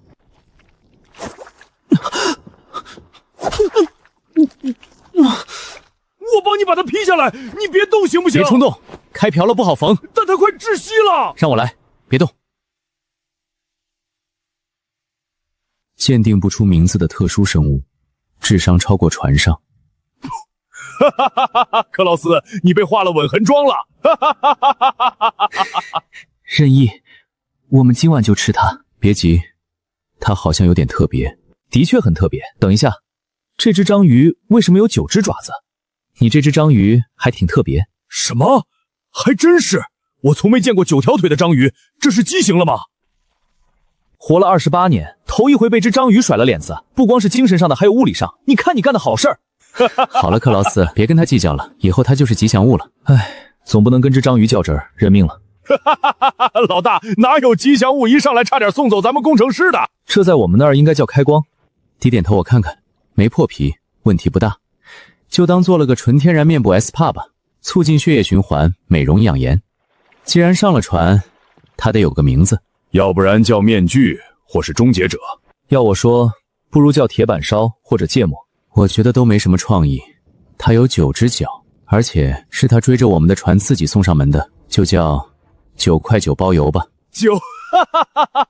不行了，老大，我他妈以为会是克拉恩，结果是这个，太贴切了，9条腿还包邮送上门。棺材哥的脑回路怎么办呢？老大，看来9块9不喜欢你起的名字。说真的，老大，这小家伙是不是有点太聪明了？你们自己看看。说的不是我，可是毛鱼军精锐大兵。更不是我，我可是某世界大厂最年轻工程师。你觉得呢？这个名字怎么样？那好吧，名字的问题就先搁置了，先叫你小9吧。也许他真的能给我们带来好运。笑得肚子都饿了，我去生火。正好试试咱们的新吉祥物灵不灵，我想吃点新鲜的了。你脸上的印子跟船帆特别搭。你再多说一个字，以后的武器就都泡汤了。小9，我想吃点真正新鲜的东西，排除螃蟹和小鱼。小家伙脾气还挺大。哈，你个铲屎的，赶紧干活！翻译一下，钓你的鱼，别使唤我。这巴掌彰显吉祥物尊严啊！来了，这是河豚，果然是新鲜玩意儿。是煮着吃好还是烤着吃好？怎么吃都行，反正吃完之后就什么都不知道了。啊！野生河豚，剧毒！我刚擦的甲板，脸上被小9拔罐我可以忍，但破坏这艘完美的船绝对不行。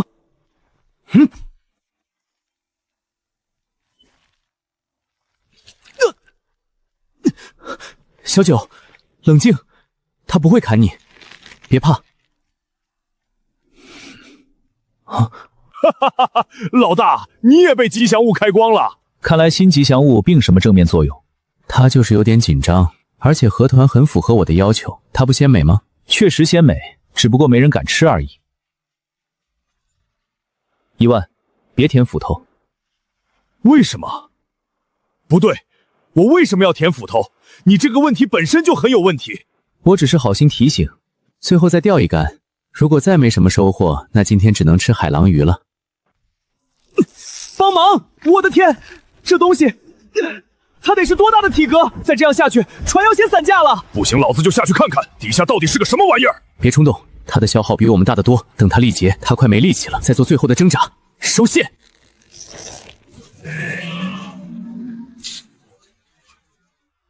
好家伙，这几天没下水，让我浑身发痒，恨不得现在就跳下去，跟那只怪物大战300回合。一帆，去你的船上。一帆，就现在。干得漂亮，毛熊老！他的皮很厚，眼睛也攻击不到。皮厚，眼睛也有防护，那就只能从内部下手了。给老子滚蛋！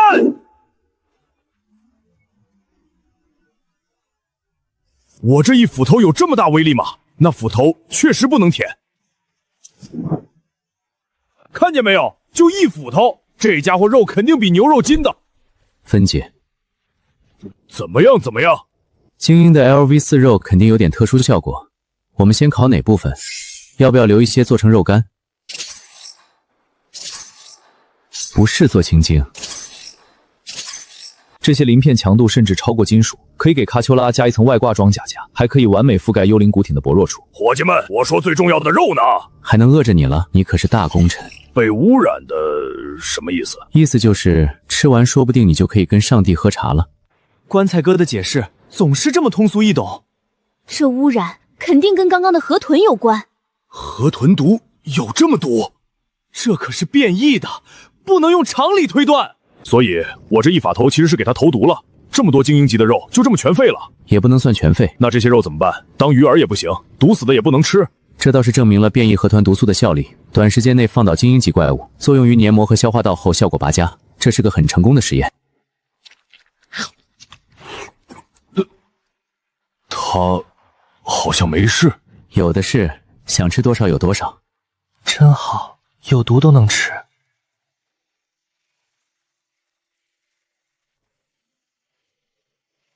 老大，我守前半夜吧。我守后半夜。把仓库里的铁块、铜块还有合金、水晶都取出来堆在角落里。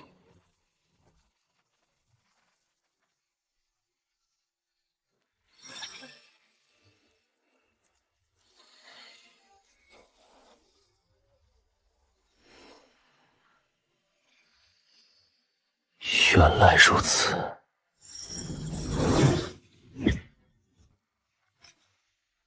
铁的结构比铜要坚固，加工难度不同也很正常。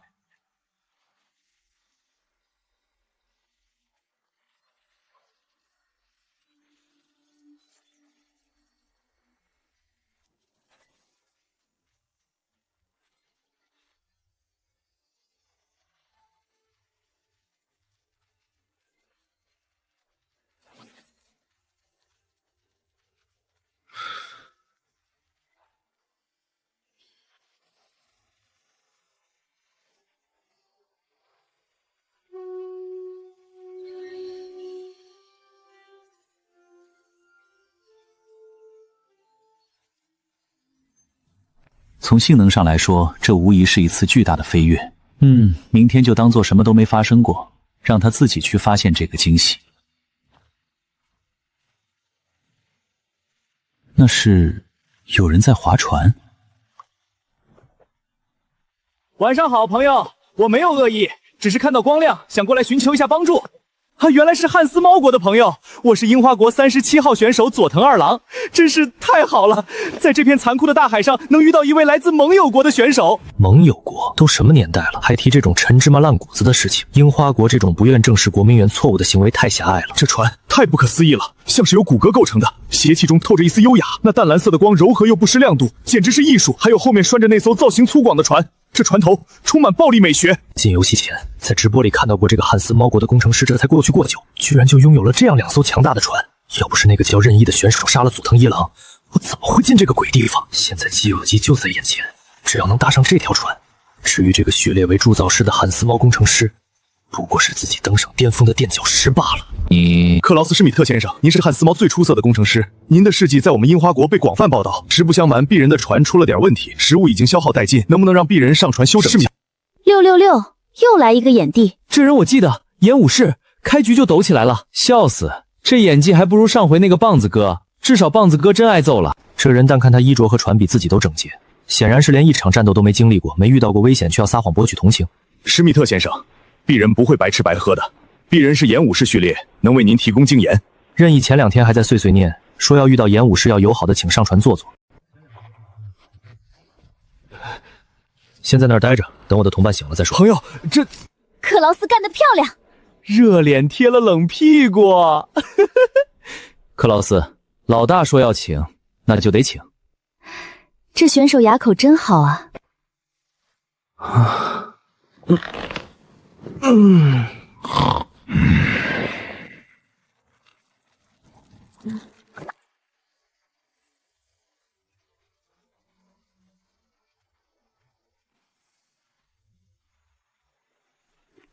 老大，那个人是樱花国的选手，就是这样。他说他是演武士，这不就是那个杀了36号的龙国选手吗？他怎么会在这里？难道和这个汉斯猫国的工程师是一伙的？静，绝不能让他看出自己的敌意。这位就是龙国的任意先生吧？您的智慧与勇气实在是……等一下，这笑容与击杀36号时如出一辙。听说你的序列是演武士，展示一下。哈哈，这语气怎么跟去会所选技师一样？前面的别乱开车，我们大佬是纯情美少年。太医，献丑了，任意先生，鄙人的能力还很弱，这已经是鄙人的极限了。噗，这就极限了？演武士不是能凝聚炎盾吗？额头青筋都爆出来了，我还以为他要搓个元气弹呢。这小樱花藏针藏得太明显了吧？不错，你可以跟在我们后面，我们每天会给你提供足够的食物和淡水，能力范围内保证你的安全。作为交换，你每天给我们提供500克盐。我都已经摆出那副竭尽全力的模样，这个龙国人居然张口就要500剂，该死！他怎么会知道那是我的极限？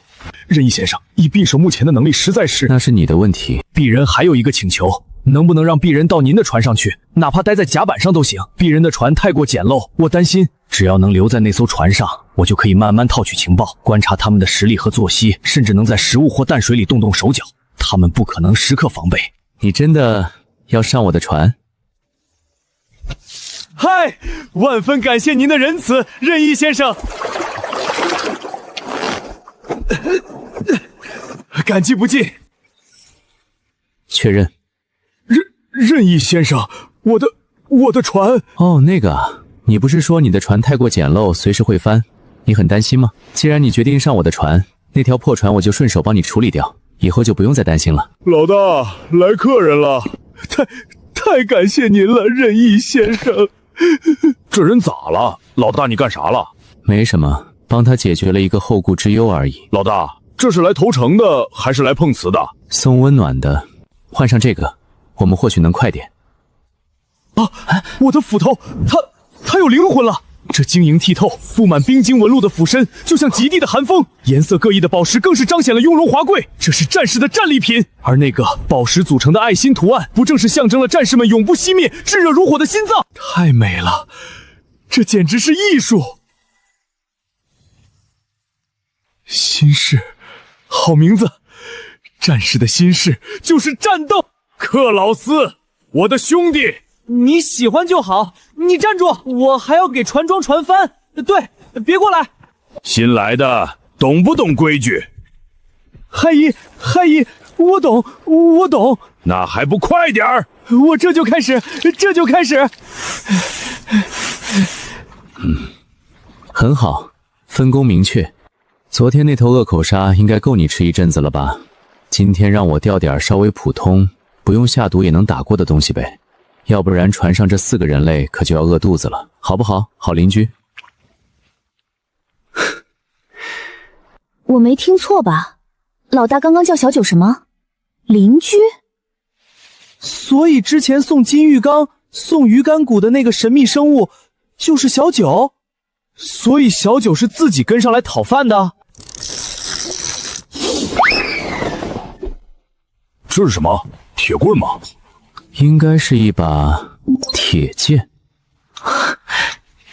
老大，他拿着破烂要干嘛？或许是修复他的尊严。这回有了盐，吃不完的鱼就可以做成咸鱼，长时间保存。缺少食物时可以拿出来煮汤。要帮忙吗？不用，这个我能应付。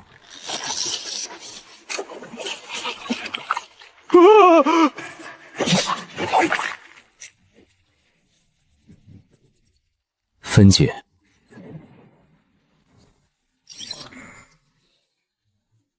社交神器1万，这个送你了。爱心攻击波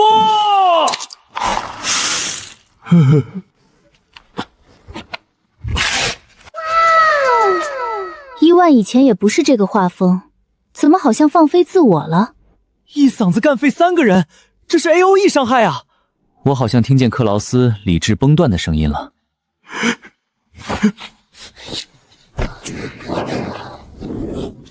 这个毛熊的选手伊范像个武力值颇高的重症患者，那个汉斯猫的克劳斯看着人模狗样的，但有严重的洁癖和强迫症，或许还有暴力倾向。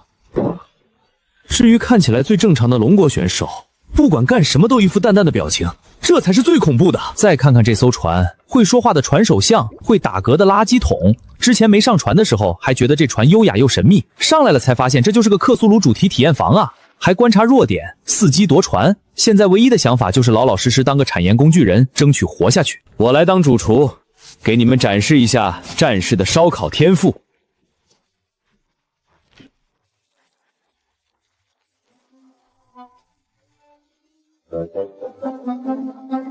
尝尝1万大厨的手艺。不错，盐的咸味恰到好处的中和了鱼油的腥气，只余下鱼肉的鲜美。这酱汁的配比是多少？有机会我一定要做给丽娜吃。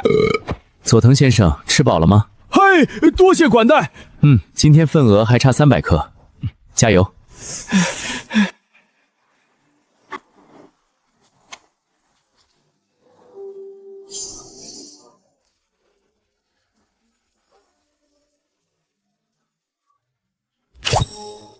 老大，克劳斯，陆地，我看见陆地了。在哪儿？那边。好像有点小，有可能是座岛。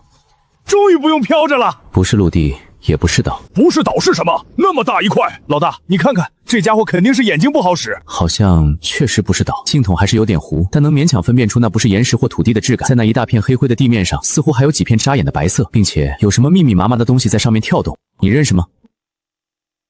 连小九都不知道。小九说知识盲区，下一个。那我们还过去吗？去。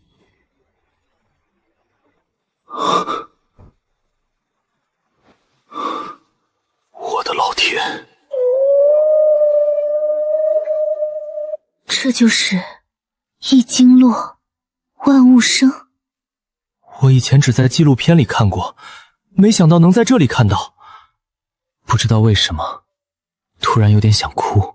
老大，还等什么？这比我们钓1年鱼都管用，冲吧！冲过去，然后呢？然后老大把那大家伙分解了，我们就发财了。现在这头金狮是主菜，我们要是过去把主菜撤了，你猜接下来会发生什么？守着座金山，难道就只能干看着？等，你留在这里。船上需要有人看守，我们也有可能需要接应。克劳斯去还不得洁癖发作，当场昏过去？啊，是财富的味道。我就知道。老大，怎么样？不行，太大了，拿不动。拿不动，咱们帮他瘦瘦身。我的心事居然都破不了防。别灰心，可能你的心事还不够重，怪不得他能在这里飘到腐败，原来是这身皮太硬了，根本啃不痛。那怎么办？咱们总不能跟这些傻鸟一样等着他烂穿吧？当然不，咱们从伤口进去。这鬼东西真滑！滚开，扁毛触手！不跟他们纠缠。我的老天，这下边得多深？不知道是什么恐怖的存在，竟然能对他造成这样的伤害。找个地方固定，我们下去。交给我。靠，那几只扁毛潜兽居然还咬人！快过来！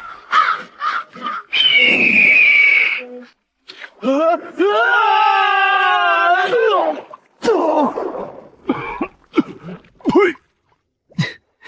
谁让你张嘴的？你现在看着像刚从灰粪池捞出来的。我们掉进他的肚子里了，应该是腹腔或是肌肉层之间。这画面分明是活的迷宫。看棺材哥那淡定的表情，他可能这肉清蒸还是红烧。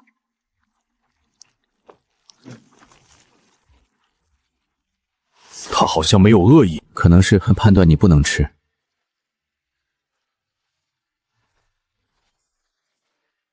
分解，走吧，这里像个迷宫似的，先随便找条路。老大，你说这玩下外边都烂了，应该死了很久吧？怎么里面还跟活的一样？不清楚，或许某种意义上它还活着。看通道壁上那些奇特的共生菌落，这里已经形成了G9中大概伸出的灵光套自己容态圈。这味儿比我之前的船舱冲多了。我靠，真就胃酸游泳池啊！这要是掉下去，1秒钟就得变成骨头架子吧？检测到可分解目标远古巨鲸的胃脏体体组织。果然不行，这个胃袋如果能分解，肯定是顶级的生物材料。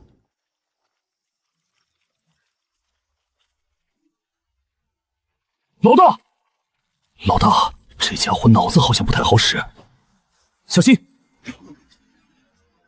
这家伙是个活体酸液炮台啊！骂他，他对声音敏感啊！快点，用你最擅长的。你个眼睛都没有的软皮管子，长得跟个破轮胎似的。你出生的时候是不是把肠子拉出来了？瞅你那张嘴，吐的东西比我1个月没洗的袜子还臭，也就配在烩粪池里打滚了。你个废物，往爷这儿喷！今天你爷爷要是躲一下，老子跟你一个姓。这家伙还真是一点都没变。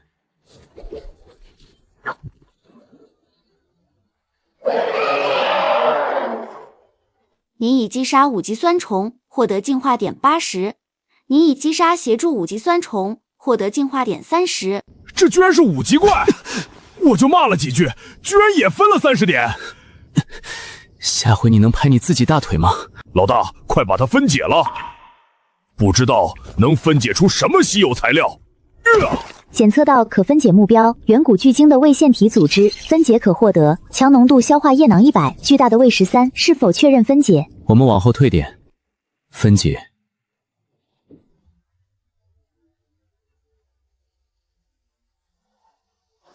哇！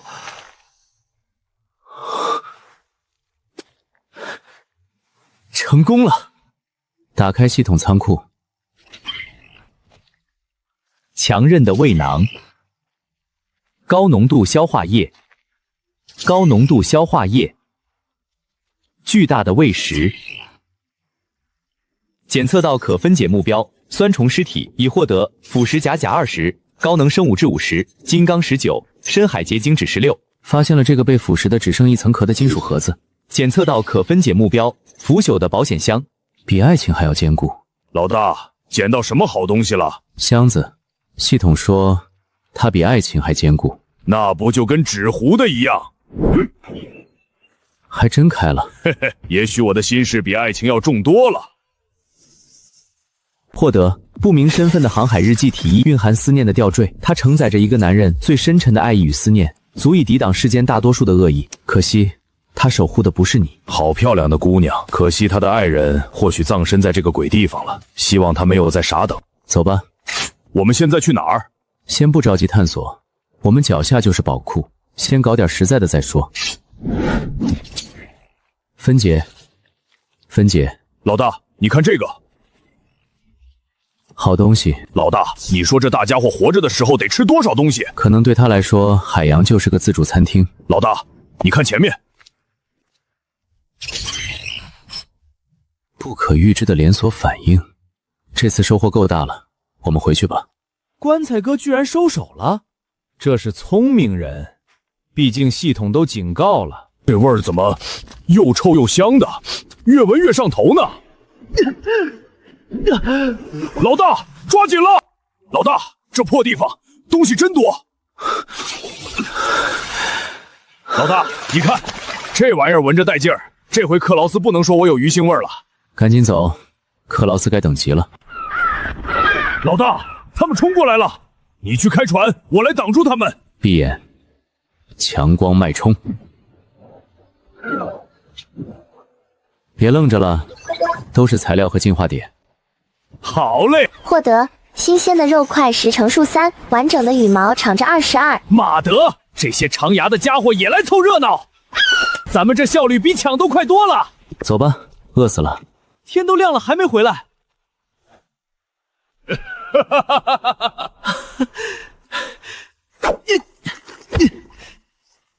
老大，你不是医生吗？战地医生。难怪。老大，你是在哪个战场啊？伤得不轻啊。那会儿是无国界。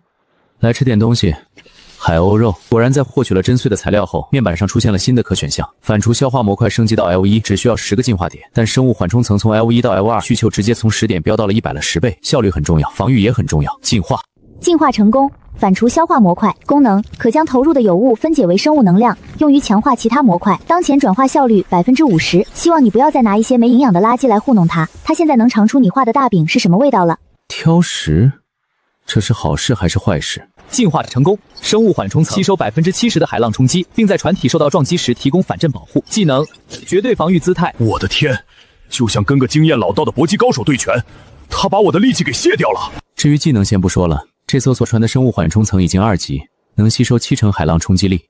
哈哈，那岂不是海啸都能硬扛了？感觉好像少了点什么。忘放盐了，我去看看吧。别怕，是我们回来了。瞳孔对光反应正常，没有崩溃迹象，就是有点脱水和应激，小事。起来喝点水，吃东西。我们昨晚去做的事很危险，把你留跟工程师和吉祥物留在这儿是为了保证你的安全。慢慢吃，给你半个小时。海一，多谢。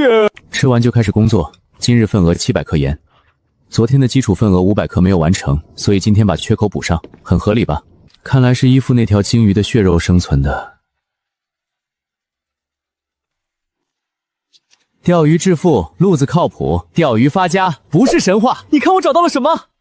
这是那根铁条，竟然被你给炼成了剑。烛光稀有，特性1破晓，对变异生物造成10分乎1路的额外伤害。特性2勇气，很不错的剑，老大，它属于你，你留着防身用吧。啊，剑很好，但它不适合我。这把剑对我的风格来说有点沉。克劳斯，你真是天才！你看看这个。但是这股力量好像不对劲。大家伙，等等，他想逃，想往东南方向逃。这是怎么了？咦，这条鲨鱼我见过。在哪儿见过？就在那头鲸鱼尸体旁边。